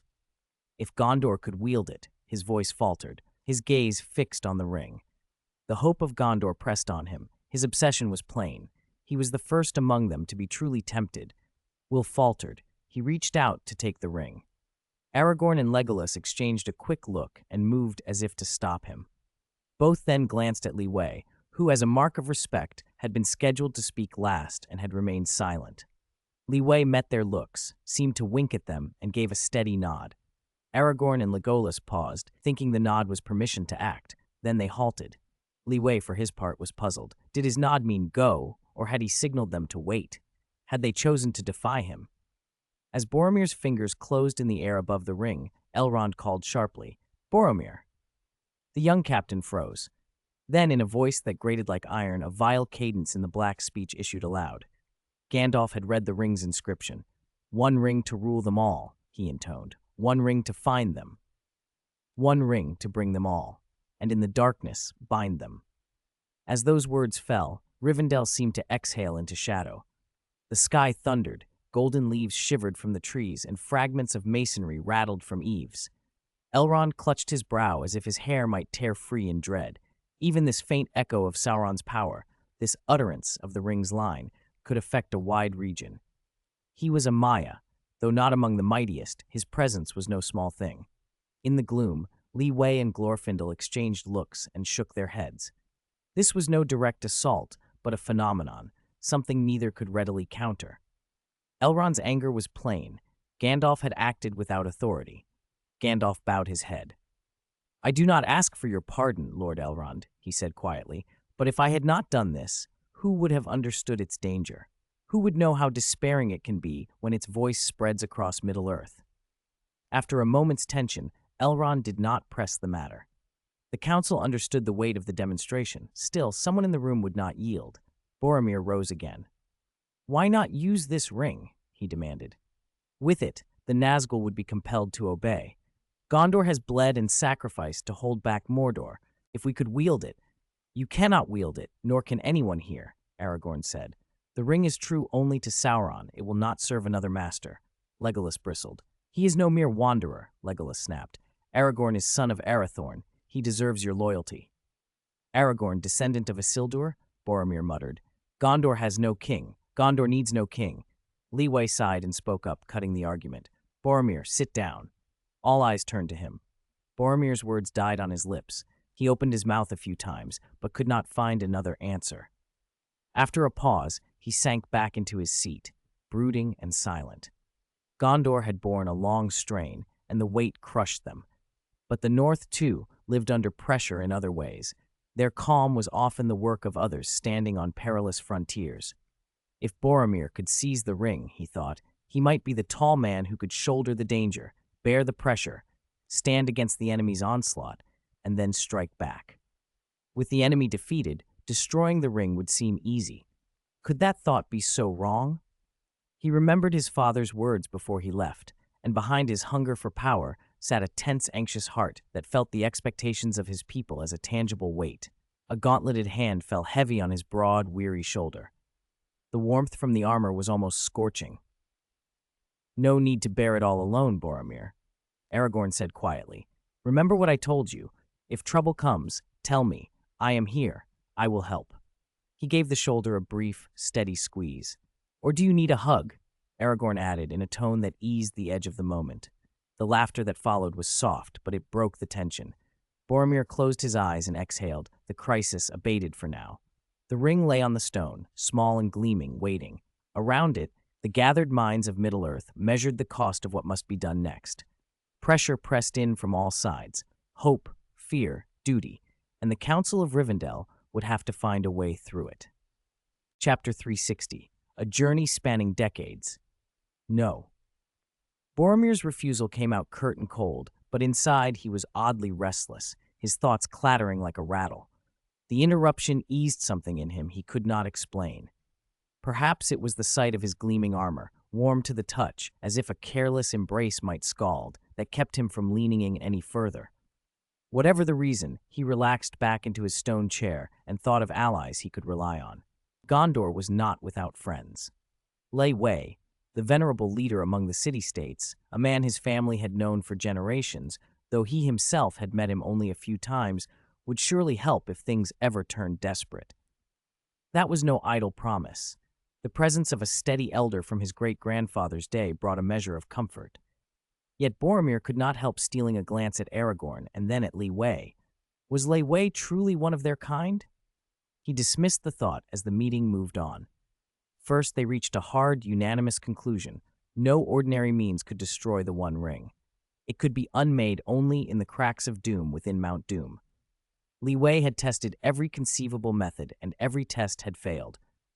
Then Gimli reacted the way a dwarven blacksmith might, with blunt force. He swung his heavy axe at the ring. The steel shattered under a force that seemed to rise from the very thing they had gathered to discuss, and Gimli was flung back. Aragorn and Legolas were quick to catch him before he tumbled down the steps. "You two let me go," Gimli huffed, dangling awkwardly between them. The fellowship exchanged looks. Lei Wei bent forward, studying the ring. He spoke quietly but clearly. The ring's hardness was like bedrock, immutable under the rules that governed their world. Only a countervailing force of equal or greater order could break it. Destroying it would require more than brute violence. It would need a mechanism the ring itself could not countermand. They considered other options. One suggestion was to send the ring to Valinor, to be guarded by the Valar and the elves. But the voyage itself would be perilous, and the very nature of the ring made anyone who came near it a risk. The Valar might not care for a trinket, but the people of Valinor could be compromised. Another idea was to stash it in the roadside fort under strict custody, and though Lei Wei had the means to seal it, some device like an Orthanc crystal that would make the ring untouchable even by Sauron, this solution felt only like hiding the threat rather than ending it. Sealing it somewhere safe was, in practice, no different from shipping it off to Valinor. Gandalf's answer was plain and grave. Seas may turn to dry land. No one can foresee the future. Our duty is not to act for a moment, or for a single generation of men, or for one age. We must seek a way to end this danger completely, however difficult. Elrond added, solemnly, it must be taken into the heart of Mordor and cast into the fires of Mount Doom. The chamber fell silent. All eyes turned to Lei Wei, who sat very still and spoke with calm resolve. I agree. It must be destroyed. One among us must bear the ring and carry it to Mordor. Then the harder questions. How to enter Mordor, and who would be the ring-bearer? Boromir sprang up, his voice sharp as he covered the obvious reason. Mordor cannot be entered at will. The Black Gate is guarded by horrors more fearsome than orcs, evil that never sleeps, an eye that watches by day and night. The other path, past Minas Morgul, is a wasteland of pits and smoke and poisonous mists. Even a host of 10,000 or 20,000 would be wasted there. Did you not hear Lord Elrond and Lei Wei? Legolas replied hotly. The ring must be destroyed. Boromir smiled tightly, thinking of long nights on the border, standing watch with sword in hand while the eye glared across the distance. The elf had never seen what he had seen. He could not understand the stakes. Gimli's baritone only added to the quarrel. I don't think an elf should be trusted with such a thing, he growled, and the room edged toward chaos. Li Wei watched the ring on the stone table and felt, as the others did, its subtle tug for discord. Gandalf rose before tempers could break fully. While we bicker, Sauron's power grows. We must not waste time on needless conflict. The argument lost steam. One by one, some candidates were quietly set aside. Li Wei and Glorfindel were not suspected of weakness. But if either fell, the consequences would be disastrous, worse than any single death could be. Gandalf declined for reasons he stated plainly. The choice narrowed, but still no one volunteered. Then, unexpectedly, Bilbo shuffled forward. He tugged at Gandalf's sleeve and said, "This was my trouble to find, and so let me see it ended. I will take it to Mordor." Gandalf put a hand on Bilbo's shoulder. "No, Bilbo, you have had more than your share. You have borne the ring too long. You must not take it again, unless you wish to end as Gollum did." Bilbo clutched at his chest as if the very name wound him. He shook his head vehemently. No one wanted to become like Gollum. Amid the murmurs and remonstrations, Frodo found himself looking at Li Wei. Li Wei met his gaze and gave him a small, encouraging smile. The memory that came to Frodo then was of a forgotten birthday long ago, an impromptu little celebration when Li Wei had given him a strange, simple gift, the promise of a journey and an adventure whose length Frodo could set and which Li Wei would arrange. "Have you decided?" Li Wei asked quietly amid the noise. "Yes," Frodo answered, and knew he had. The journey he had once imagined with childish wonder was nothing like what lay ahead now, and the road would be far less scenic. Still, the decision was his. Frodo drew a breath, stood, and walked toward the others. "I will do it,"